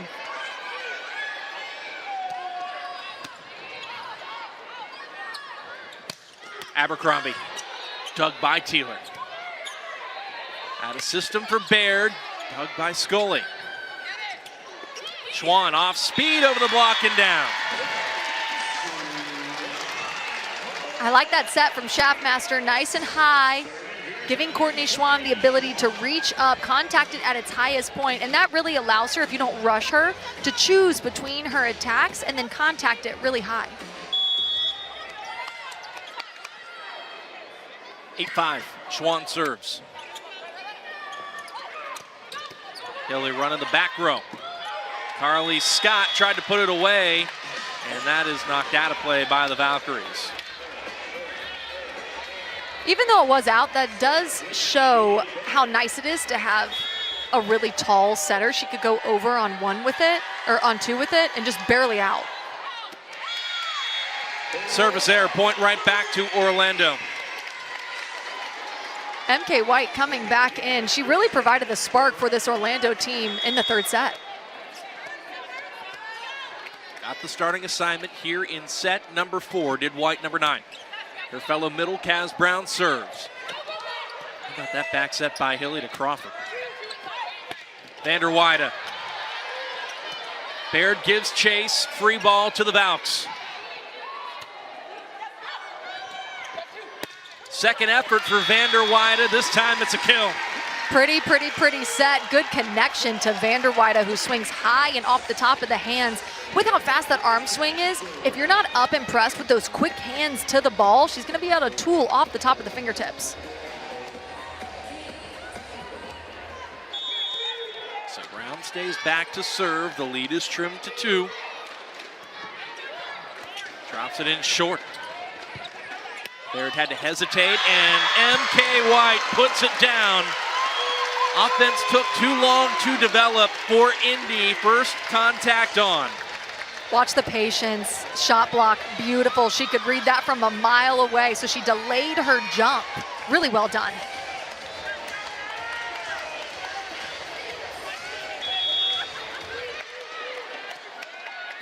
Kaz Brown serves once more. Teeler. Nice pass by Schwann. And when you get first ball contact like that, keep in mind, folks, no libero on the floor for Orlando. Boy, what a job that was. If you're a defender, you just got to watch the way Courtney Schwann holds her platform, and the angles that she takes with her platform is keeping them in system. Crawford. Vander Weyde, oh my goodness, what an angle. 4-4 indeed. The block is up and pressed, but more so on the line. Still setting up in the angle though, but Lindsay Vander Weyde finds a way with how sharp these angles are to weave it around the block. Miscommunication on serve receive there by Indy. Carly Scott got some hands though, and that is an important side out for the Ignite. Orlando trailed by several points, and that was a great, not good, but great service rotation for Kaz Brown. Absolutely. We were talking about the aggression that she brings behind the service line, the pressure that she puts on the opposing teams. CeCe Crawford, a middle herself, goes back to serve. That's out of play. Point to Indy. We'll see if they've got a response here. Still relatively early in set 4. They lead 11-10, and Crawford will serve once again. 12 aces on the season for Crawford, who's top 10 in the league with that number. Vander Weyde goes off speed, picked up by Teeler. Baird, turned back by White. Vander Weyde roofed. Sydney Hilly and Lydia Martin. That was a big time block because Lindsay Vander Weyde was heating up. She is the hot hands right now for the Valkyries, but it was a good read by Sydney Hilly, who I think from our perspective got the majority of that. She did a good job at diving those arms into the angle, sealing off that seam. Orlando working around Melanie Schaffmaster, their new setter, who came in just a couple of days ago. Rare miscue there on serve received by Schwann. Vander Weyde caught the top of the block. Martin out of the middle, and here comes Indy with a run of their own. And they're doing it through Lydia Martin. Good decision making from Hilly, and Lydia Martin does such a good job when she's got one middle blocker in front of her. She's able to avoid the hands by identifying early where that block is and swinging cross-body. Crawford serves again. Off the right side, Abercrombie sides out. Good step close by Brittany Abercrombie to the ball, getting her feet there and then able to drive that crossbody swing off the block. Schaffmaster rotates to the back row. 3 attackers now in the front for the Valkyries.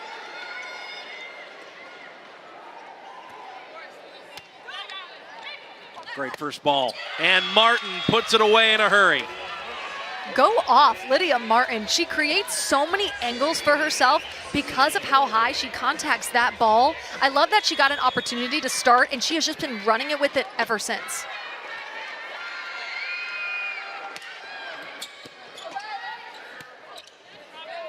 Vander Weide turned back by the block, joust at the net, pancaked by Courtney Schwann.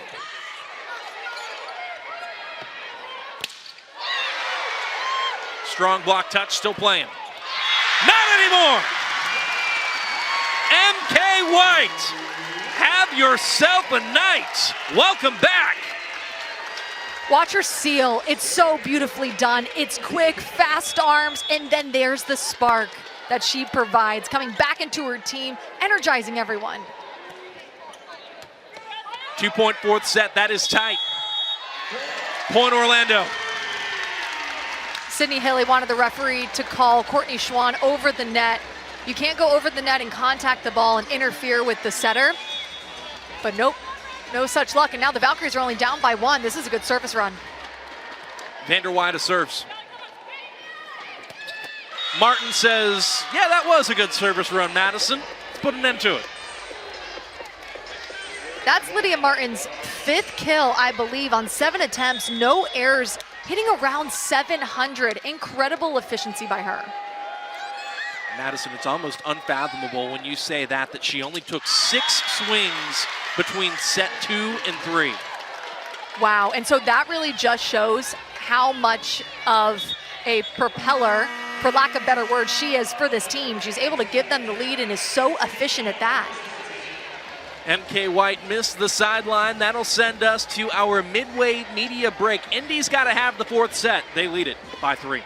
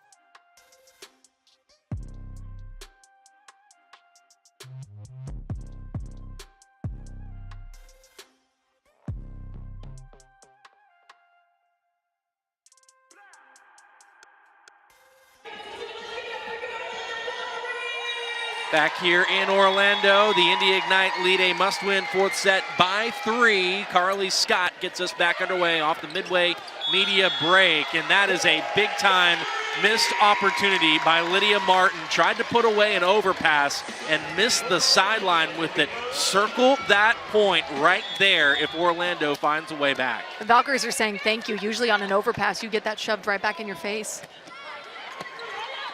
MK White serves. Schwann. Baird off speed, picked up by Schwann. Shaftmaster goes the only place she really could with it, which is back to Abercrombie. Martin makes the most of the miscue out of the middle by putting that ball down. Kill number 6 of the set for Lydia Martin. Lydia Martin is hot, and I love the speed that they run that middle attack. Sydney Haley does have to give that set some height, though, because Lydia Martin contacts it so high, but they have a great setter-hitter connection right now. Kylie Murr, the defensive specialist, checks in to serve. Schwann, will there be a touch? No. Point to Indy. And this is what happens when the block is really on and disciplined and they're touching a lot of balls and they're blocking a lot of balls, is you feel like you have to overextend yourself. You have to do something a little extra to get the kill. And right there, Courtney Schwann was trying to go high hands. We are going to have a challenge, though. Orlando has decided to challenge that there was a block touch. We've seen Indy challenge a number of times, block, touch, block, touch, block, touch, and largely have been correct every time they've done it. Orlando has not gone to the monitors nearly as often. We'll see if Indy Pauley can cash in right here.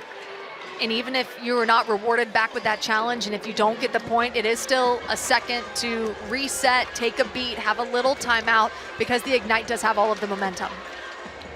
If Amy Pauley is correct and the call on the floor is overturned, it's a 2-point swing, takes a 4-point lead for Indy and makes it 2. And if you're incorrect, as you mentioned, Madison, at the very least, you get a breather, you make them think. And that'll be the best case scenario here for Orlando. There was no block touch by Cece Crawford. It remains point Indy, and Kylie Murr goes back to serve once more.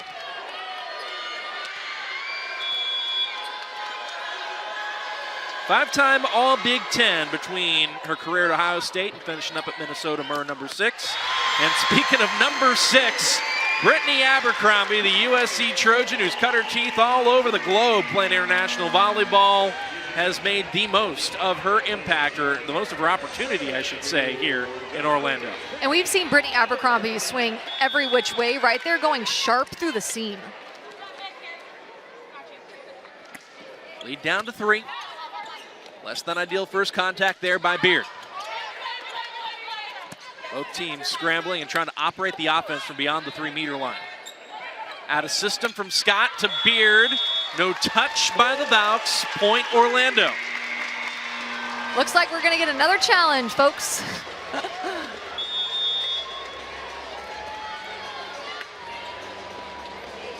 I'm going to venture to say it's going to be block touch. Good guess. It has been the theme of the day. This is a really big point, too. Yes, it is. Because we're nearing the red zone. This is the difference between a 16-18 and a 19-15. That is a big swing. And Mads, I asked you this with regards to being the server, but I just want to expand it. How hard is it to get into a flow, especially how we've seen the last 2 sets or so unfold, where it's challenge, challenge, challenge, review, challenge. And man, Indy has challenged a lot of things, but to George Pageant's credit, aside from challenging that Sydney Hilly was not in the net when the review proved she still was, I don't think he's gotten anything else wrong. And you can see the look on his face. He's very pleased. He's smiling. He's in it. And that is the way that coaches can get involved and earn points for their team. Wow.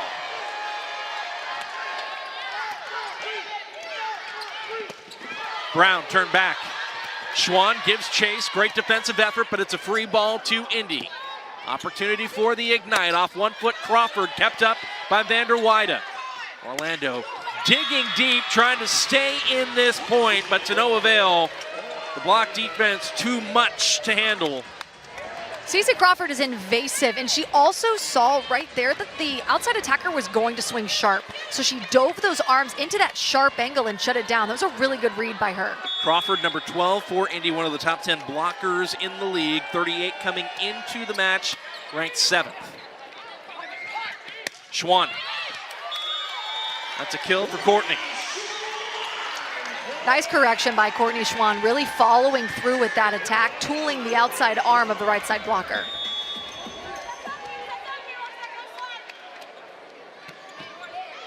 Kill number 15 for Courtney Schwann. Baird got it right into the campfire. Nani Yosia tried to slide in there, but couldn't quite get to it. And I think Brittany Abercrombie read the ball too. She was moving towards that, but sometimes when it's in that perfect middle zone, it is really difficult to communicate quick enough with how quickly the paces of the game to dig it up. That'll send Katie Beard back to serve. Indy stretching the lead to 5. And again, for each of these sets for either of these teams, this is about as large as any individual set lead has gotten for either side. Orlando led by 5 at a few points, a few sets earlier. Kaz Brown trims the lead to 4. Here we go again. Does Orlando have a run in them? We're about to find out. Seems like Kaz Brown's offense really opens up. Her vision really opens up on that slide attack. That was a good decision by her. It's worth mentioning that Orlando's best service run of this set came off the arm of Kaz Brown. Beard dug up by Brown, and Brittany Abercrombie will run out of room. And so keeping in mind that Orlando did go on an extended run with Brown earlier, it's a big swing by Beard to put an end to that service rotation before it could gain any steam. And it's just another example of the depth that Indy Ignite has. Anna DeBeer was getting blocked. They were doing a good job at slowing her down. So he put in Baird, and it's paid dividends. Izzy Martin checks in to serve. Melanie Schaffmaster. That was sneaky, and that was a good decision. Open net, called her own number. And that was her last chance, too. Now she goes back to the back row. The opposing defense, the opposing block, not expecting it, not up and fronting her. Lead back down to 4.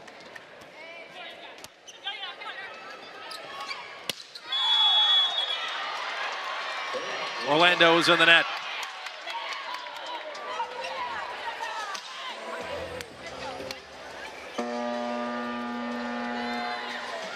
And I presume Orlando's challenging that very fact. Brittany Abercrombie looked at the ref and said, "Who are you calling in the net?" He said MK. And then Abercrombie looked at MK and said, "Did you net?" MK was pretty confident that she didn't, and that is what led to another challenge.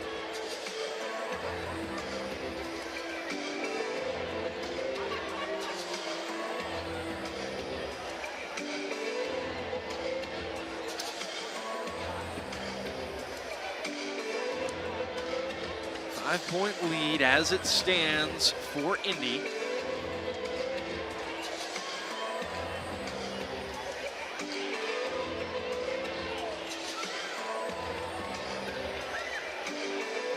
The suspense. It's killing you, isn't it? I'll tell you, the person who was in the net was Sydney Hilly. So it's point Orlando. And I have to wonder, Madison, if they just simply determined MK wasn't in the net, the Valks could have stayed in the rally. It probably would have been replay the point, but because the person in the net was actually Hilly, point Orlando. It was a beautiful challenge. Now Orlando is only down by 3. That was a big one, a much-needed point for the Valkyries. So the lead is down to 3 here in set number 4. Indy needs to win it. We'll be back after this.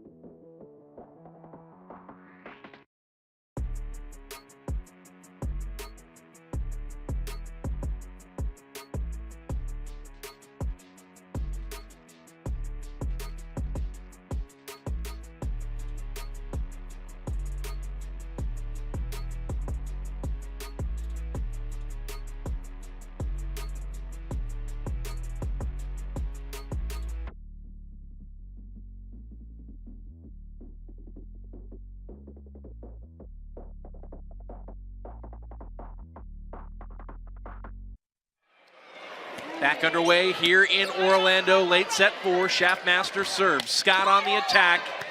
Yosia comes up to cover. Abercrombie off speed, picked up by Alana Scott. Scott, good cover.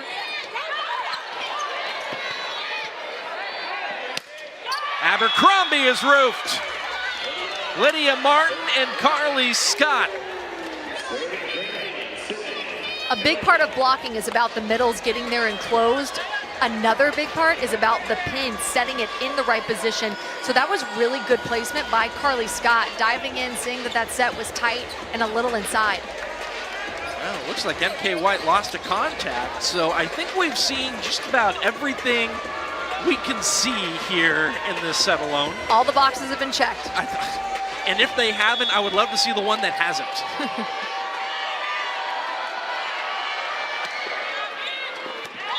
That missed, just missed by Sydney Hilly. Point Orlando. It's a good serve. It's not a bad risk to take. You want to miss more long than you do into the net because at least it makes the opposing serve receive line think about it.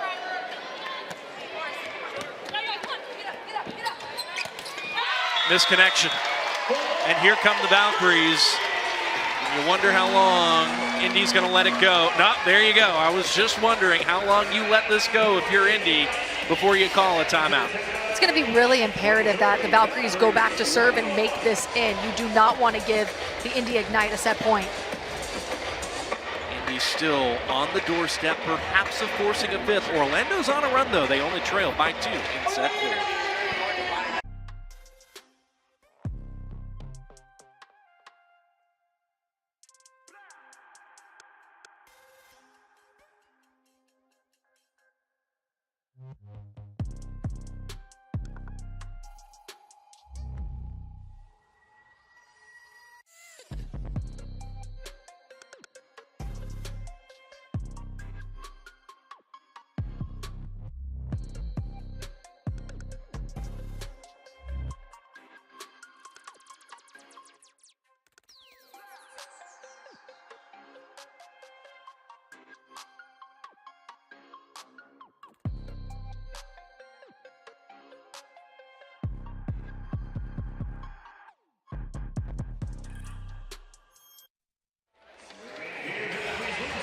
Back here in Orlando, Lindsay Vander Weide to serve. Late set 4. Indy's got to win it to force a fifth.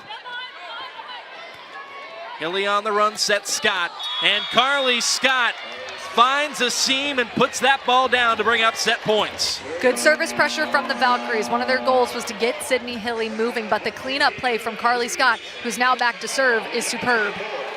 Timeout Orlando. You can't carry it over into set number 5 if we do go to a 5th set, so you might as well give Indy something to think about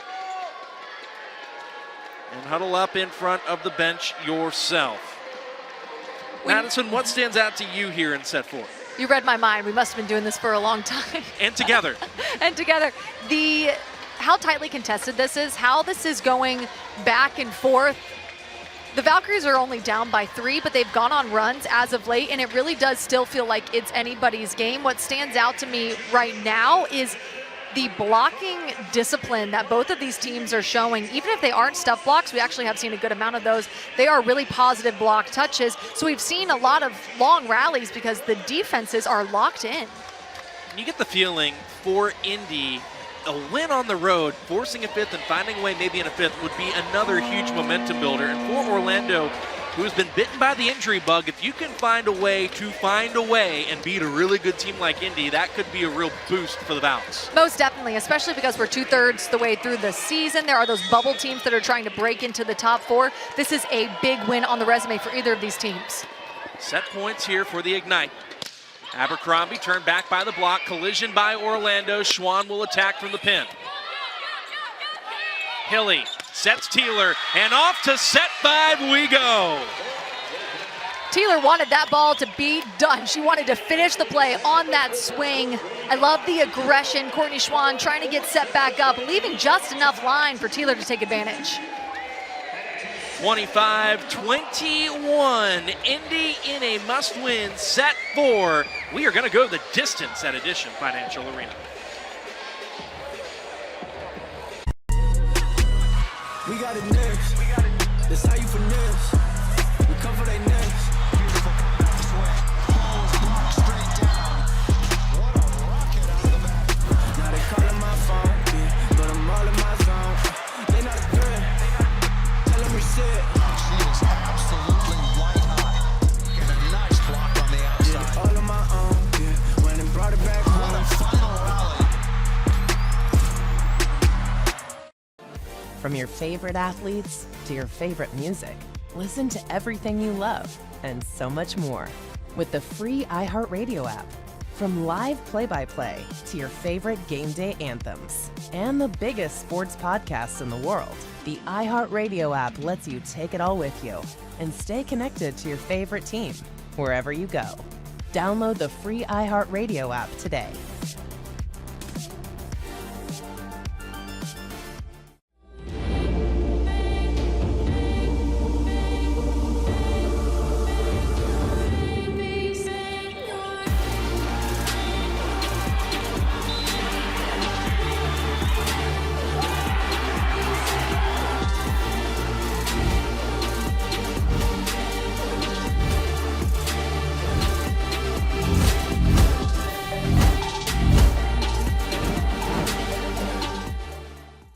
when I hear it coming up like that, I just know that things are gonna end bad. La la la la la. I'll just keep dropping it like there's no stopping it. Then walk with it. La la la la la. I'll just keep dropping it like there's no stopping it. Then walk with it. La la la la la. Pro Volleyball Federation Season 2. Tickets available now.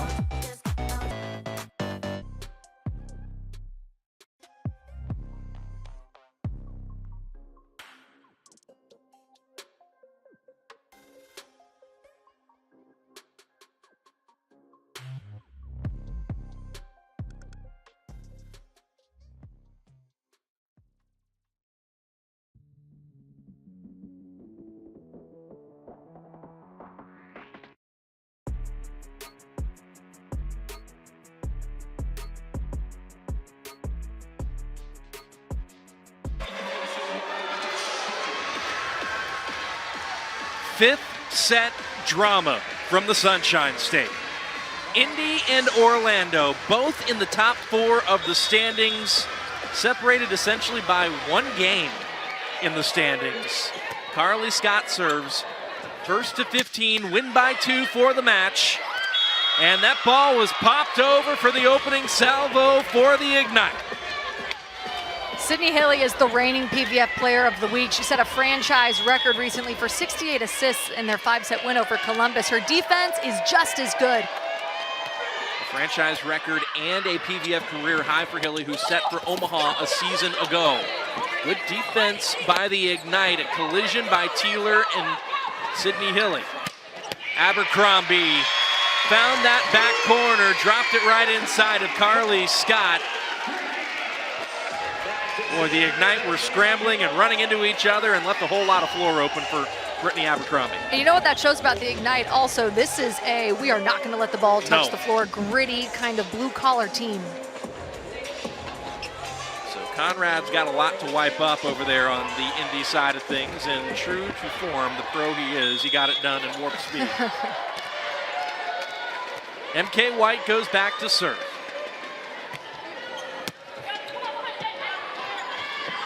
Hilly generates enough space for the cross.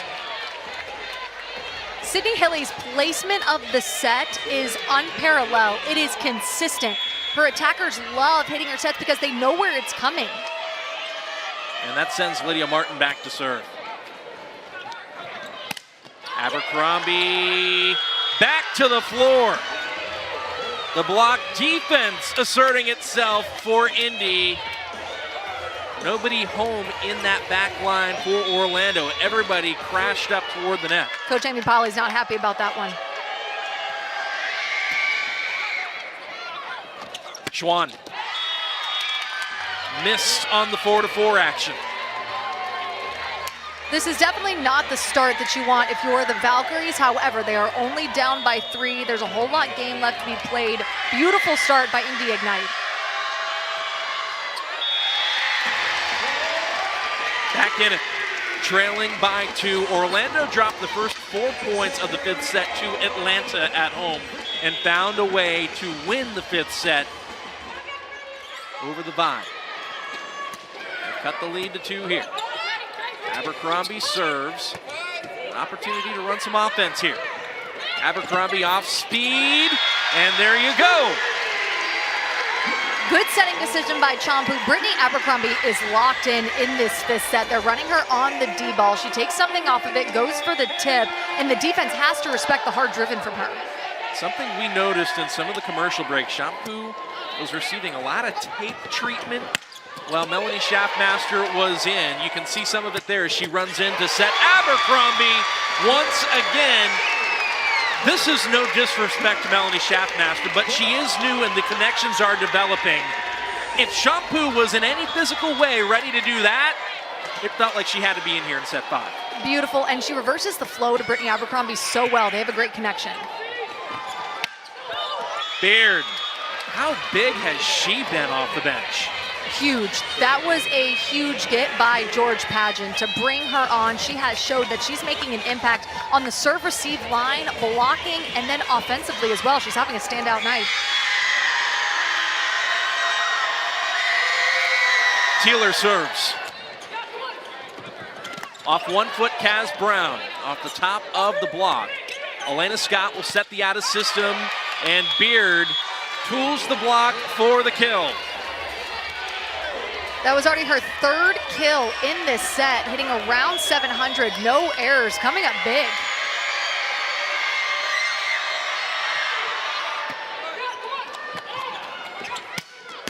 Abercrombie dug by Teeler. Baird again. And Baird delivers again. I've said it before, but as an outside, you have got to be able to handle the load that your team puts on you, whether you're in system, out of system, off the net, it doesn't matter. And Baird is that kind of outside attacker that plays cleanup really effectively. Dub sub for Orlando, Schaffmaster and Lydia Grope. So Abercrombie and Shampoo each get a breather, at least for the moment, for Orlando. Teeler serves again. Nearly a misconnection. Brown does just enough to get it over. Baird, Schaffmaster bumps Schwann. Here is Baird. Still up. Groot pops it over.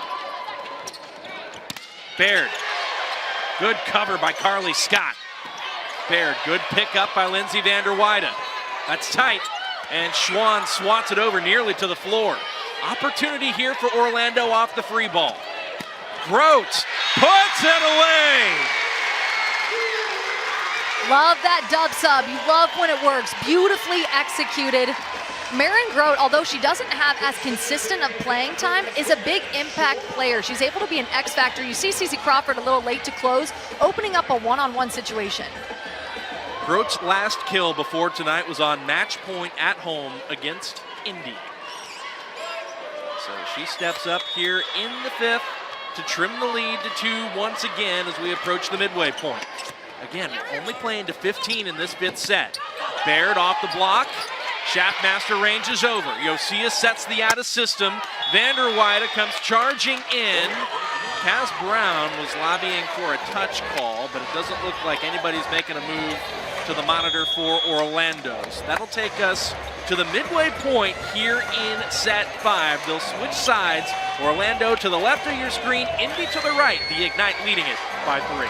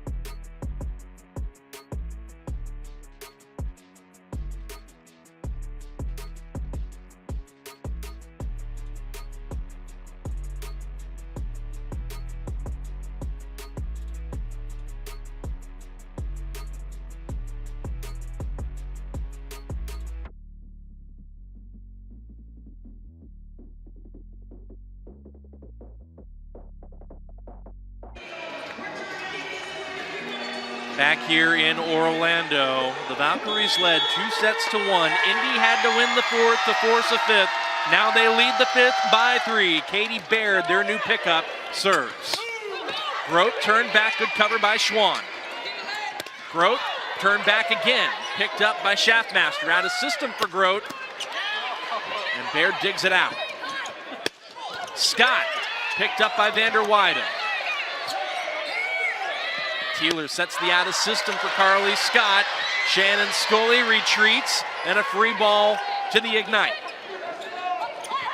Baird, back row off the bick, puts it to the floor.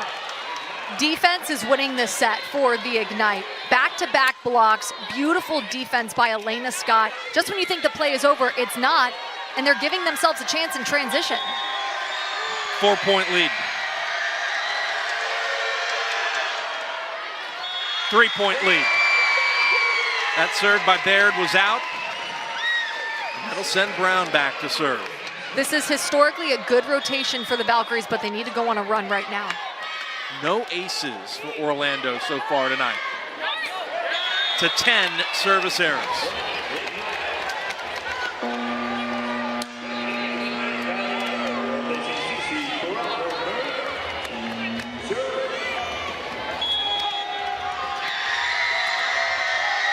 Kylie Murr checks in to serve.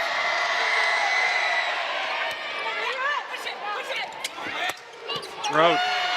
That's a big swing by Lydia Grote. I love when you can see the depth of these two teams really play dividends. And right there, Lydia Grote is such an X factor for this team.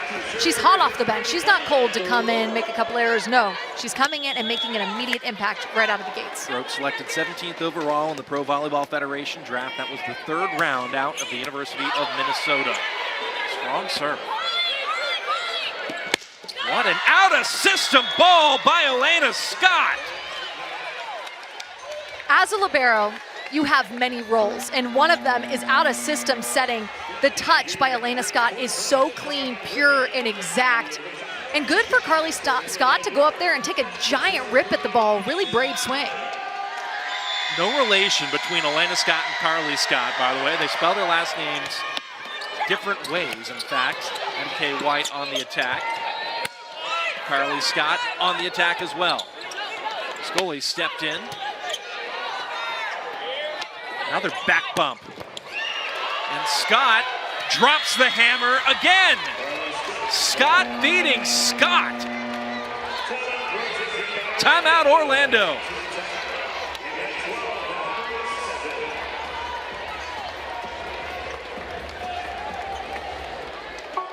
With a win, Indy would improve to 12-8. With a loss, Orlando would fall to 12-8. It'll create a cluster with Atlanta on the charge, having won each of their last 7 matches to jump firmly into the playoff mix themselves. Boy, the plot is thickening overall, Madison, but keeping it specific to this match, one player we've talked a lot about, I know Elena Scott set 2 out-of-system balls for kills, is Sydney Hilly, and the way that she has orchestrated the offense for Indy all night long has been impressive, and she's got a background with her head coach, George Padgett. She absolutely does. It's actually a really cool story. When Sydney Hilly was 13 and playing at Minnesota Select, Coach George Padgett was a coach at that club. He said he just happened to walk upon her court, and in the first 10 seconds of watching her set, he thought, she is going to be something special. I want to coach her. This is a player that has extreme potential, and he saw that within 10 seconds. So now it's cool that they're back. He's her coach now, and he also built this program, this team around her. Well, she has 54 assists, 12 digs tonight. She goes back to serve. And Indy is 3 points away from taking this match on the road. That's an important swing for Orlando. The dub sub is off. Back to the floor, Shampoo and Abercrombie. So back to more like business as usual for the Valkyries as Lindsay Vanderweide goes back to serve. Orlando needs a run here. No mistakes about it, trailing by 4.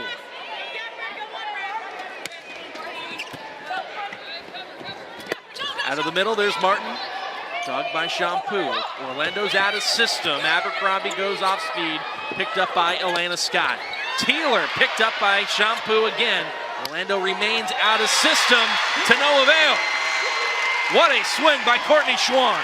And this is exactly what the Valkyries need. You need to win some points in transition. You need to win some points defensively, and you got to go on a run now. That was a really good start. Now they're down by 3. And that's an interesting point too, Madison, because so much of the story this year for Orlando, with all the weapons that they have, they've been so good on serve receive. There really isn't much room for rallies against the Valkyries.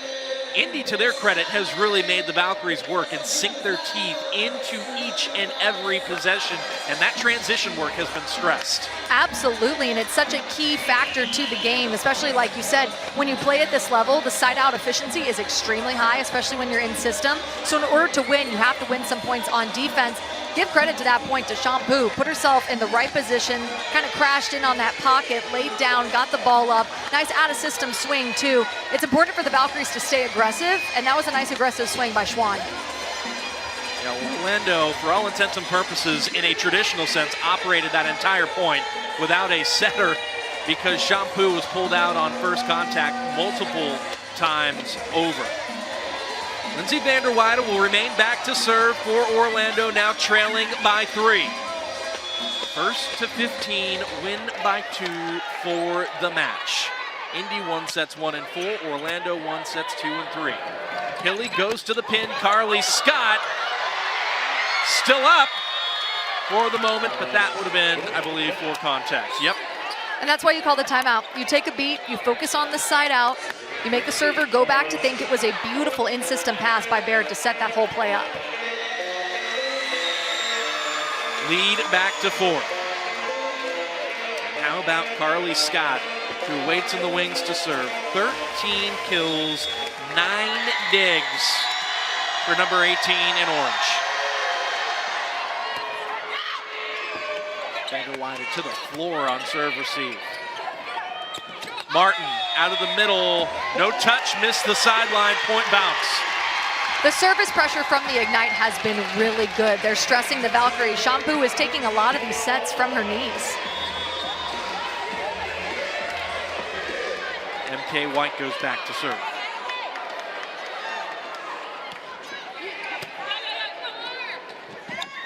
Baird.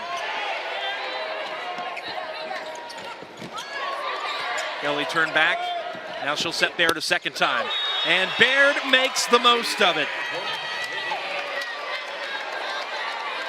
Baird was a big X factor in their 4th set win. I believe she had 6 kills in that 4th set, hit really efficiently. She's an X factor in general on this team. And this little run here late is going to cause Orlando to call a timeout. Indy on the doorstep with multiple match points. And to your point about Caitlin Baird, 16 kills on 39 swings, only 3 errors, hitting .333, and she's a dig away from a double-double. Talk about a debut. Talk about coming in and making an immediate impact. That takes confidence. Caitlin Baird is not coming in tentative because she's new to the league, new to these teams. No, she's coming in, firing on all cylinders. And the stat that we haven't talked about is her serve receive. She has kept this team in system when she's in the back row as well. So Indy, who won match 1 between these two teams, dropped match 2 here in Orlando in a 4-set affair. This is the first time these two teams have gone beyond 4 sets. First 2, in fact, were both 4-setters.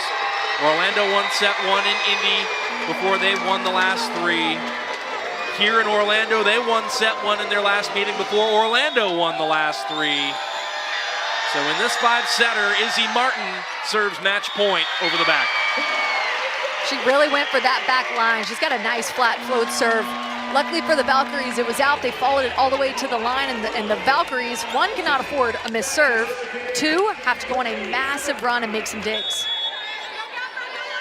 Indy a side out away, still match point. Baird ignites the fight, and Indy on the road prevails in 5. Front to back, such a solid win for the Ignite, who took control of this 5th set early and refused to give anything up. Set 1 to Indy, sets 2 and 3 to Orlando, and then with their backs against the wall, Madison, you said it, the Ignite just flat out delivered. And a lot of the times it's about who can come out the quickest and really establish control of that 5th set because you only played a 15. The Indy Ignite came out with a purpose. They came out quickly and they established that control and did not give it up. 4th straight win for the Ignite. Now go on the road to Columbus. And if you're Orlando, it doesn't get any easier. Next up on the road at Omaha. And the Orlando Valkyries, they're in a good position because they went on that 9-match win streak earlier on in this match, but you know they're going to want to gain some momentum, get some more wins under their belt as the playoffs draw nearer. I think if this is indicative of the playoffs, we are in for a treat later on in the season. Should be a lot of fun to see how the season unfolds, and once we get to the playoffs, how those unfold as well.